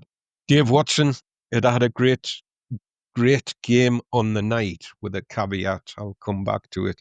But he was described as inspiring on the night and battled with Yazaldi all the way through the game. And he blocks Yazaldi just as he's about to shoot, and looking likely to score. He manages to get a block in.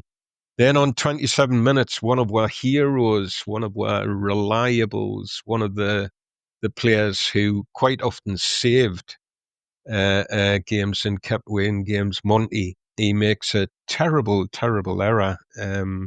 He's trying to throw the ball out to Dick Malone, and he throws it inexplicably to the feet of Nelson, who flicks it at pace onto Marino, who drives forward and passes it off to Yazaldi, and Yazaldi absolutely hammers it into the back of the net. And it's a real body blow, because I think the team are probably thinking they've weathered the storm, they've weathered the early storm, and it's an error that leads to the goal.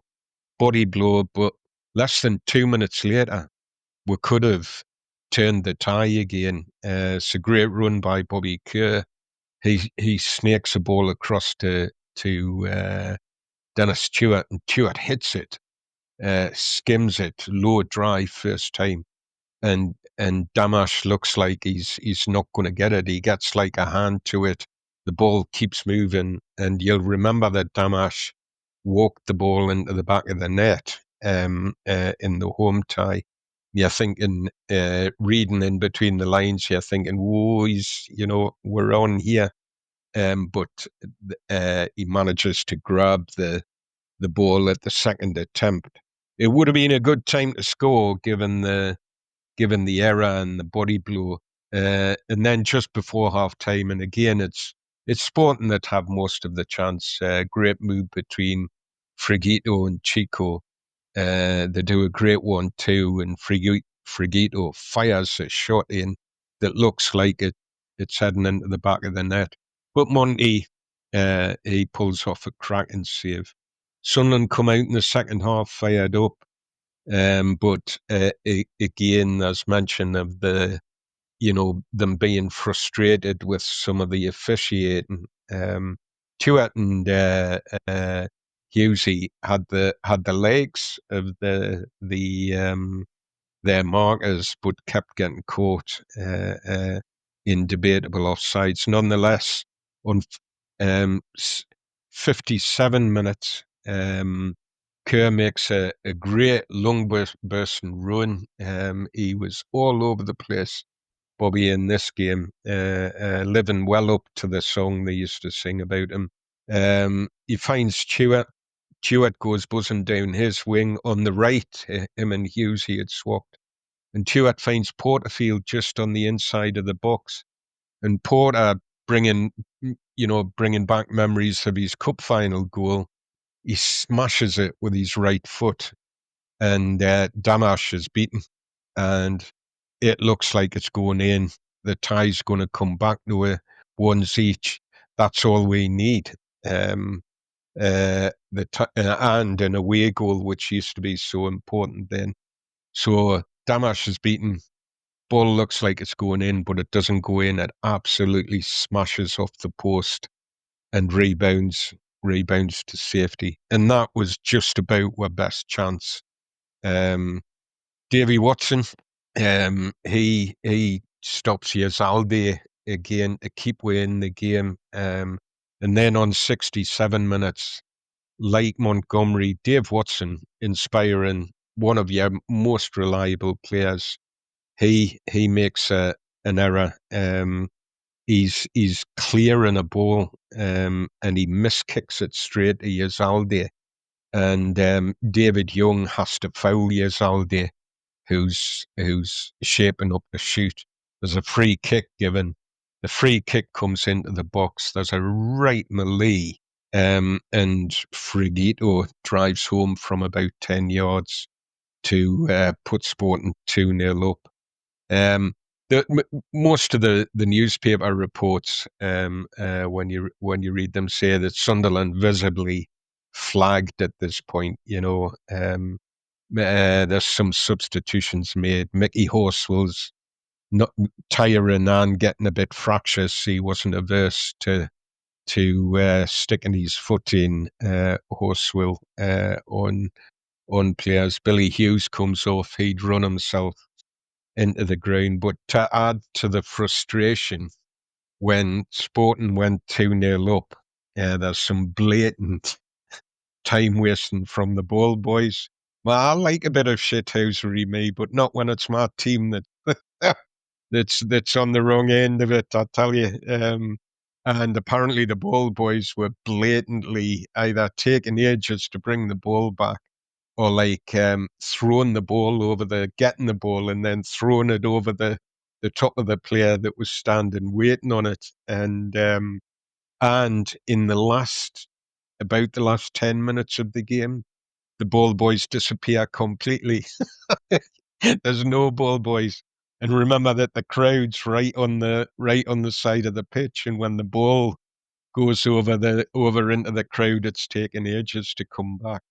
I have to say, every time I read about that, it reminds me of when I used to play myself. And you'll think this is very odd. We used to go and play Acklington Prison in Northumberland, and they used to it would be on a Sunday morning, and they used to let the inmates out to play the game. They didn't play many away games, Acklington Prison. They just played home games. And they used to let the prisoners out. Now, I can always remember the first time I played there. I wasn't a bad hand, and I was playing away and putting some tackles in and what have you, as my brother says, I was a Lee Cattermole doppelganger, But I'd never played there before. And the ball went out of play, and the prisoners sort of made a little gap for me to run through to go and get the ball. So I ran through to get the ball, and they closed the gap and they wouldn't let us back through. I had to run all the way, through the ball. It was about 5 minutes before I got back on the pitch. I had to run all the way around. Of course, all my teammates are bloody laughing because they had seen that happen before. I'd never played there. Anyway, how do I get from Sporting Lisbon to Acklington Prison? God help you in tangents. But it always makes us think about that, the shithousery that went on. The game finishes, and in the end, as I say, I don't think there's too many people would feel that the best team hadn't won. The 16th cup tie under Stoke proved to be one too many. Ian Porterfield used to have a Friday column in the journal, and his column was quite illuminating.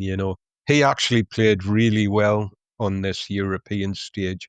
He was a lad that was very, very comfortable with if you want the tick-a-tacker football. He was great at that, Porter, and did not look out of place. But he said in his column that there would be no let up on the league, that there would be no hangover, and that they would be going for it to get promotion.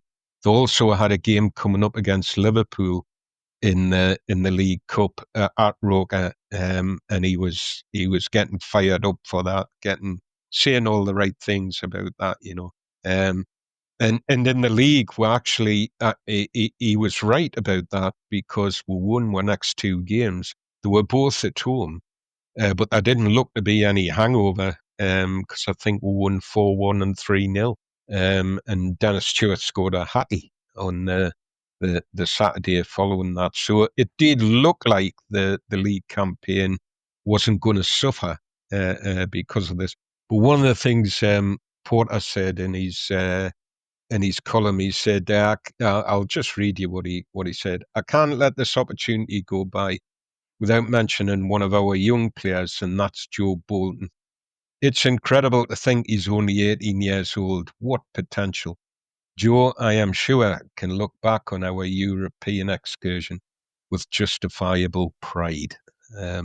So a bit of acknowledgement for Joe Bolton there, who came in and had his hands full with Frigito coming down his side. That lad was a very, very good player, and he played him quite well.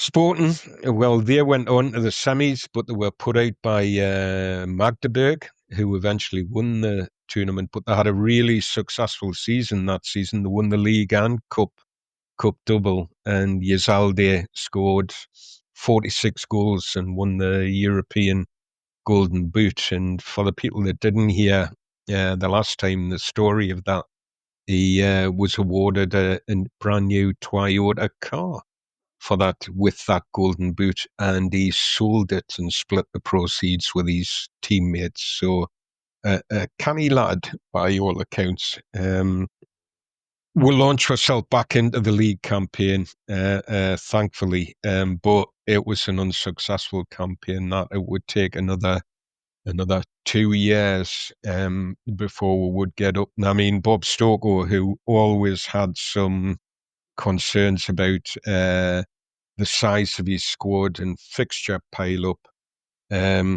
We played 8 games in 17 days between the away tie and the Bolton game after the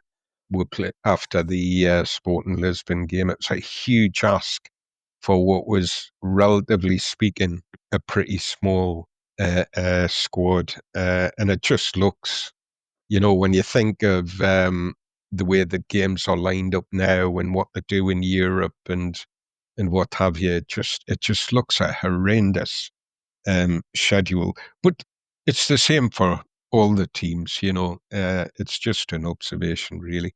We finished 4th in the league that season. We're 4 points behind Carlisle, who were promoted. And as I say, it would be another 2 seasons before promotion. But that game, the end of that game, I don't know if any of us who were around at the time would have thought that we could be 52 years on and still not have seen Sunderland play competitively in Europe again. But who's to say that won't change in the very near future? Let's hope so, eh? Let's hope so. Sorry if I missed that, Kelvin. Did you listen to the game on the radio?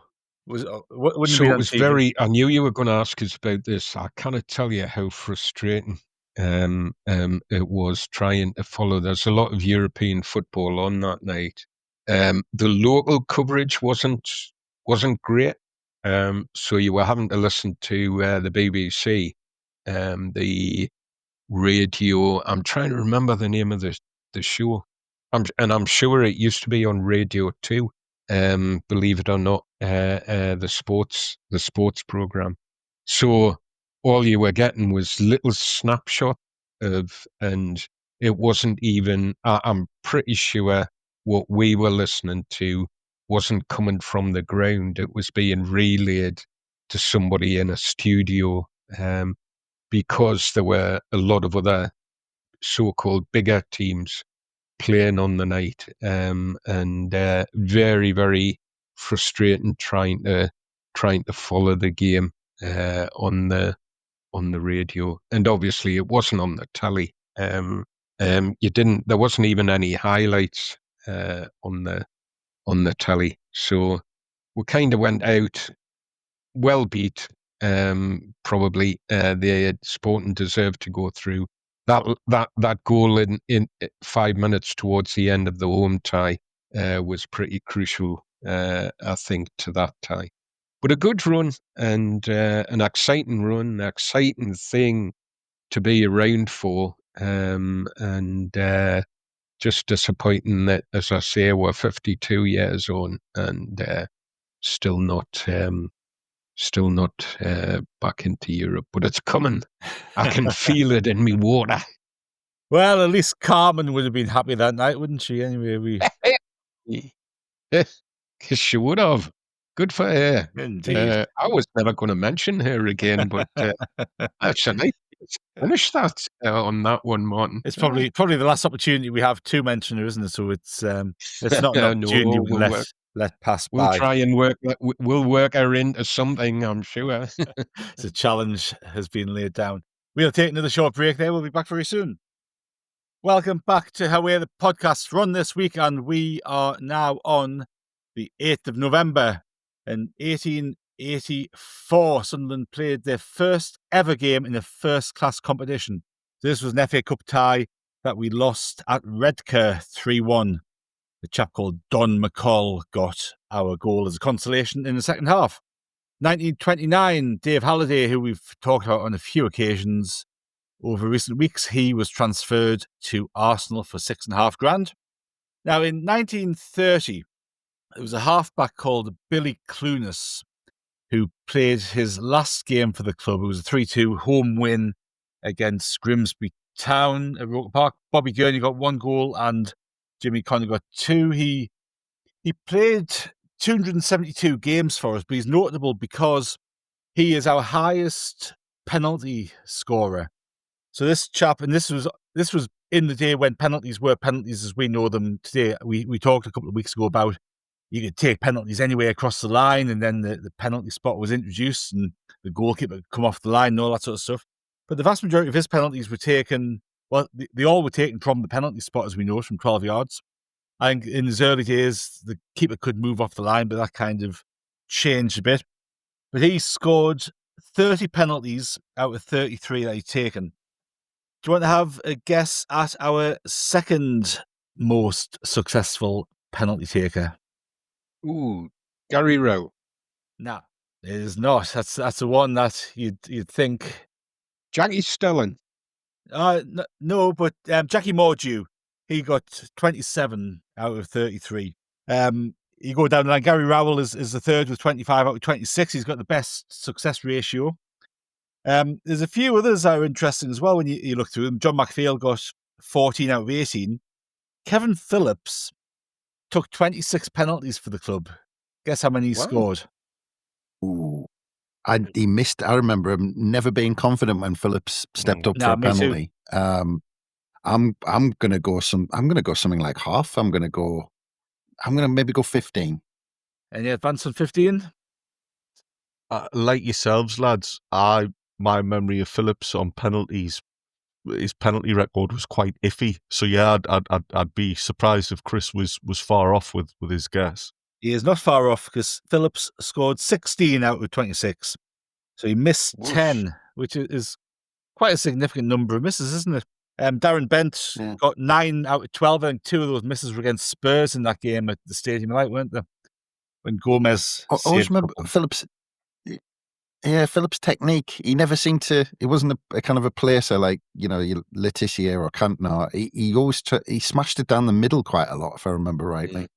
He never seemed to, or he tried to hit it as hard as he could, rather than mind games with the keeper or anything like that. Which I mean, God, I remember watching Julian Dix absolutely give the keeper absolutely no chance back in the day with penalties. So it wasn't a bad kind of way of doing it. It's just I don't know. It was one of those players you get a feeling, don't you, when they step up and take a penalty. And Phillips, I never had that confidence in him.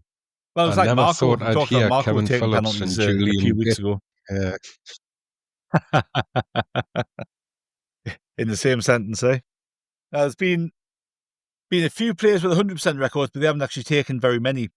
So Jim Baxter, Gordon Harrison, Jermaine Defoe got 6 out of 6. Harry Hooper, Craig Gardner, and Fabio Barini all scored 5 out of 5. So they all had 100% records, but I think you have to get in double figures of penalties taken to really register a record. There was always a thing with a left footer, right footer. Left footers always seem to be better penalty takers for some reason. Paul Hardiman is kind of thinking about I was going to say Hardiman, but the other one I was going to say, because Martin Scott came as like a specialist penalty taker, and actually I think you might have the numbers, Martin, but he seemed to miss quite a few for being a specialist penalty taker. Let's dig him out. I haven't. I remember one at Palace, I think. Well, that one at Palace, Chris, if you remember, that was part of a horrific run, which I don't think was ever matched until last season, because we had, funnily enough, both promotion seasons as it happens, but we had a shocking record last year from the spot as well. It was dreadful. Yeah, we missed a few, didn't we? Yeah. And it was one of 2 games that I remember quite early on in my Sunderland supporting lifetime where we missed 2 penalties in a game. And actually, because it doesn't come around very often if you do that, but it happened twice within what must have been 3 or 4 years. I remember it was Terry Butcher's first game against Swindon, missed 2 penalties. Yeah. Then we played Palace. It must have been like 3 or 4 years later. And then we played Palace and missed 2 penalties there. And it hasn't happened very often, but it happened twice in just a few years. Well, we had, again, that happened last year, didn't it? Not last year, last season. Isidore. Oh, yeah, of course. Yeah, Oh, I yeah. forgot about At Erase Burnley. that one from my mind. that. Yeah. We will move on to 1988 and Marco Gabbiadini. Another mention for Marco. He got the only goal in Sunderland's first ever Simod Cup tie. Now, this was a time where English clubs were out of Europe. They were trying to create all sorts of different competitions, weren't they? And we played Charlton at the I wonder where this was. It wouldn't have been at the Valley, was it, in 88? But there was only 1,666 people in attendance. Selhurst Park, was it, Chris? Selhurst Park, Martin. Yeah, it was Selhurst Park. There we go. Let's have it. 1997, we drew 1-1 against Nottingham Forest.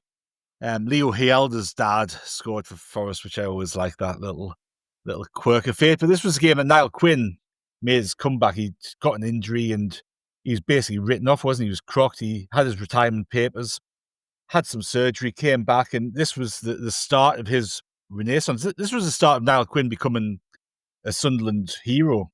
Because if he'd left the club at that point, he was just being a big money signing who hadn't worked out, played a season and a half and disappeared without really making an impact. But that game, he came off the bench, he caused havoc, looks as if he could, he only played 5 or 10 minutes, but he looks as if he could do something. He looked different. He looks as if he had a spring in his step, which I know is an easy sort of cliche thing to say, but he looks as if he had some more mobility than he's had that we'd seen in previous weeks. And of course, the Quinn Phillips partnership, as we know it, is now down in folklore.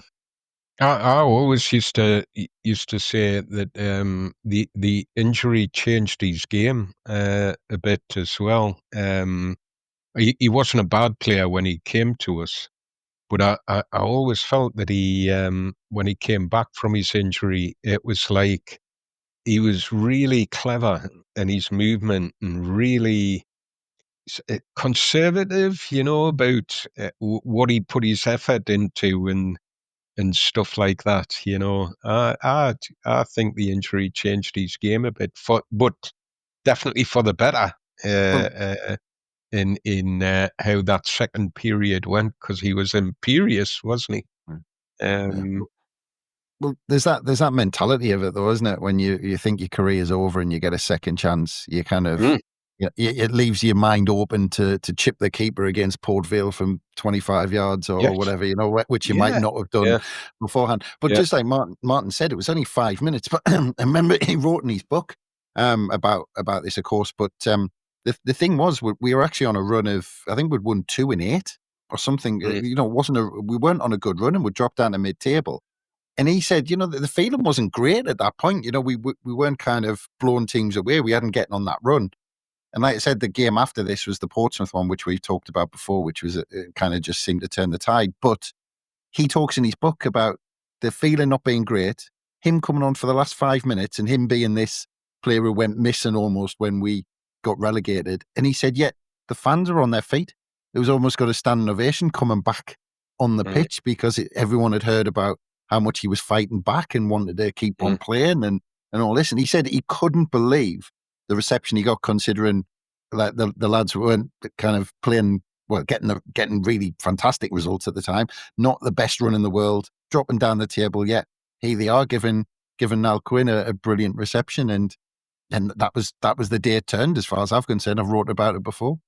No, it absolutely was. And yeah, if that hadn't happened, who knows what doesn't happen in the future. You've got the Quinn Phillips partnership. You've got absolutely superb football that we saw from Peter Reid's side. You've got Quinny coming back as chairman and all that sort of stuff. And if he hadn't come back successfully that day, chances are none of that happens, which is the sliding doors of football. 2008. So we talked about Tony Adams' debut for Arsenal in 1983 against Sunderland. So this is 25 years later. And this was a game, Sunderland versus Portsmouth. Now, this was Tony Adams' first win as a manager in charge of Portsmouth. So I think he'd been appointed, he'd been ridiculed for his bizarre interviews and all that sort of stuff. I think he'd lost maybe 3 or 4 games at the start of his managerial career with Portsmouth. But Sunderland had come into this game. This was the next home game after we'd beaten Newcastle 2-1 with a Richardson free kick. And it's really surprising when you look back on it how quickly things unravelled for Roy Keane. So with that Newcastle game, 1-2-1, the stadium's going nuts. We go up to 9th in the league.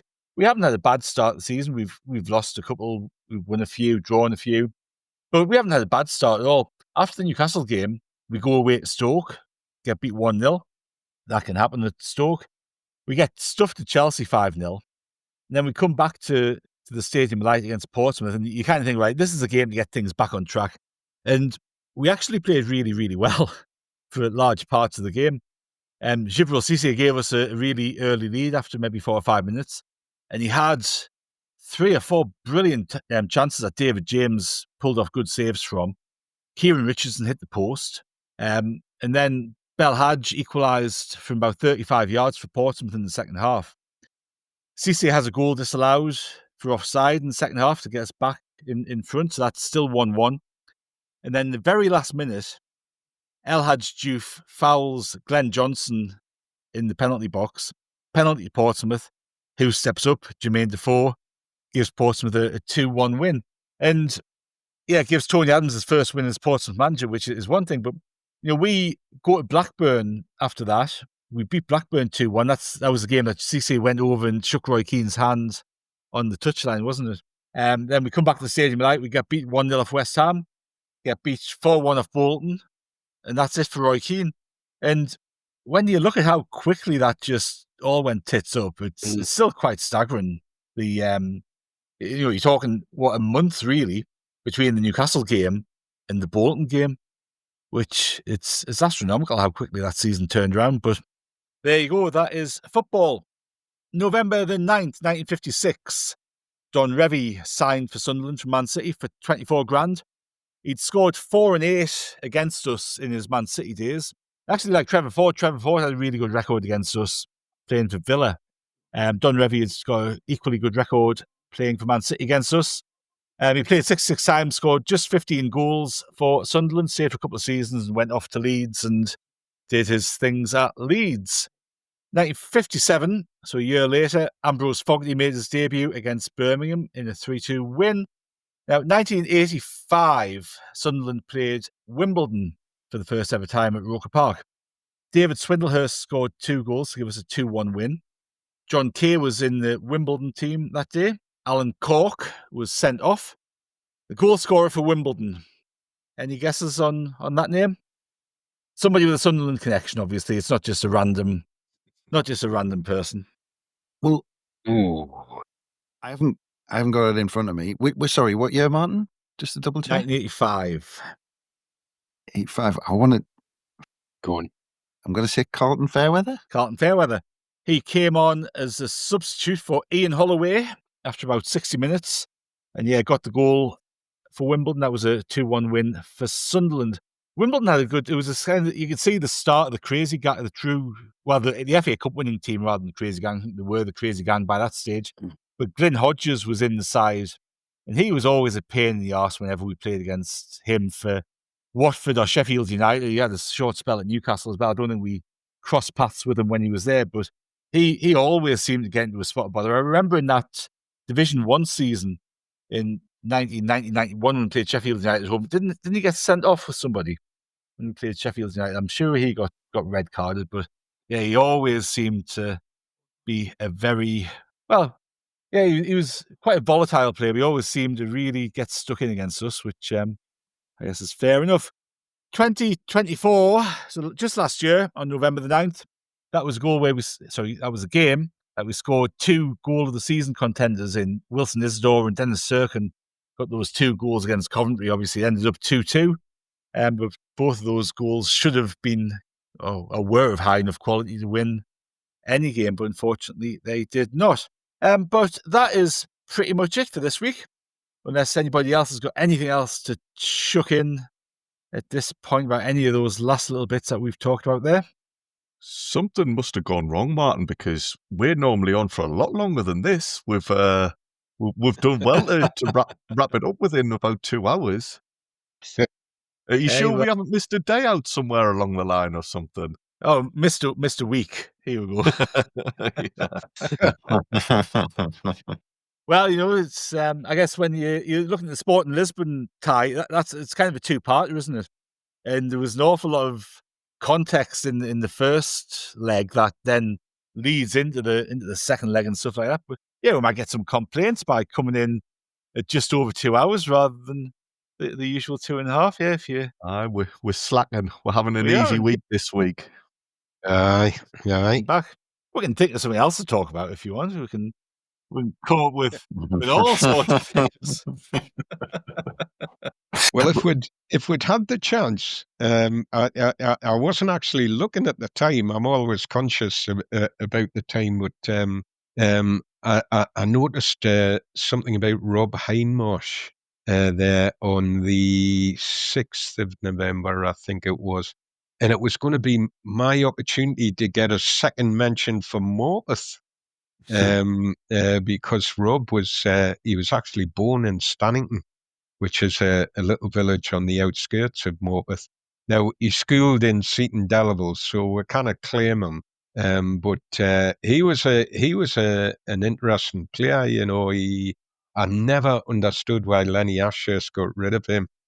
He was my youngest ever captained the side at 19 years old. He was a good player, Rob Hindmarsh. Never understood why Ashurst got rid of him. And imagine him and Gary Bennett playing together. I think them two would have made a great pair. He's almost like a younger version of McPhail, So, but there you go. Well, he left us, and he had a long spell at Derby, didn't he? I think they were in top flight, and Arthur Cox was the manager there. He was club captain there. 2 promotions. He did really well there. He was club captain, and then went to Wolves, and then got his motor neuron diagnosis.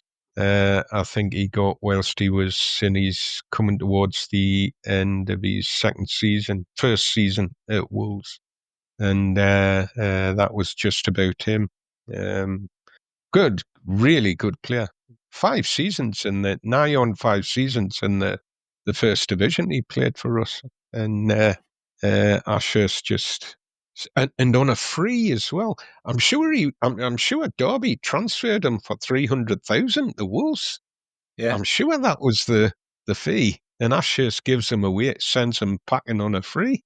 No, well, when you look at what happened to Sunderland from 84 to 90, he's certainly a player that you think could have done a bloody good job for us in those years, isn't he? When you look at what he was doing elsewhere. Well, exactly. Aye. Yeah. Yeah. Well, there's no accounting for it. Well, just good quickly, to end on a high, though, yeah. Well, just quickly, one, and I don't want to kind of soundtrack this. I know we are trying to finish, but one up. We're going to look up just in my own time after this, because on the 8th of November in 1975, I noticed Sunderland beat Nottingham Forest 3-0 at Roker Park, and obviously Bob Stokoe and Brian Clough had obviously dropped back down after Derby, going to Forest, and he didn't start off well at Forest. If you look at it, that's the first year he was there until Peter Taylor came along. But it's just, I'm going to look up actually, because I'm really interested to see some of the comments, because obviously those two hated each other, and for Brian Clough to bring his Forest up to Roker Park and get thumped 3-0, I'm just eager to kind of get back in the. Well, I'm going to get in the paper archives and have a look at some of the comments after the game, because I imagine that one being a good one. Yeah, that'd be a good one. He had a hell of a job to do that on the website, won't we? Yeah, that's a good one to dig into for us, I think. But we will wrap it up there. So thank you very much, Andrew. Thank you, Martin. Thank you, everyone, and well done, Martin. Because it's not nice when you've got tooth pain. So you've put a good shift in there. Good effort. I apologise for my relative incoherence, but it's probably no different to normal. So that is fine. Thank you very much. I was just thinking that, actually. Never noticed the difference. So, and thank you, Kelvin. Hey, we've got a quiz. Oh, yes, a quiz. Are you doing it, Kelvin? You're welcome to come No. up with a. Have you got one? I have just as well. I'm not going to steal your job. Yes. Next week, do you want me to do that now, or should we let Chris say his goodbyes? All right. No, do that now. It'll be good. You've got time to come up with a witty line now, Chris. I'll stall for you. Next time we speak, it will be the week of the 10th to the 16th of November that we focus on. So, on the 13th of November, 1937, in Ledgate, the only player to score for the club under 2 different surnames was born. So who was that, please? And I'll accept either of his names. I'll give you the full point even if you know one of the names. Right, it's got me stumped. So yeah, we'll have to look forward to next week to find out who that player is. And was one of them Lucan? And Shergar. Listen, Martin's Lucan to end this episode, so just let him get on with it, please. And thank you very much. And thank you, Chris. It's always a pleasure, mate. Yeah. No problem, mate. It was a bit of a toothless episode, wasn't it, mate? You know, but we know the drill, don't we? Oh, there we go. And we certainly do know the drill, because we will be back tomorrow with another episode of Haway The Podcast. And of course, we'll be back next week with another episode of On This Week. But until then, it's goodbye from us.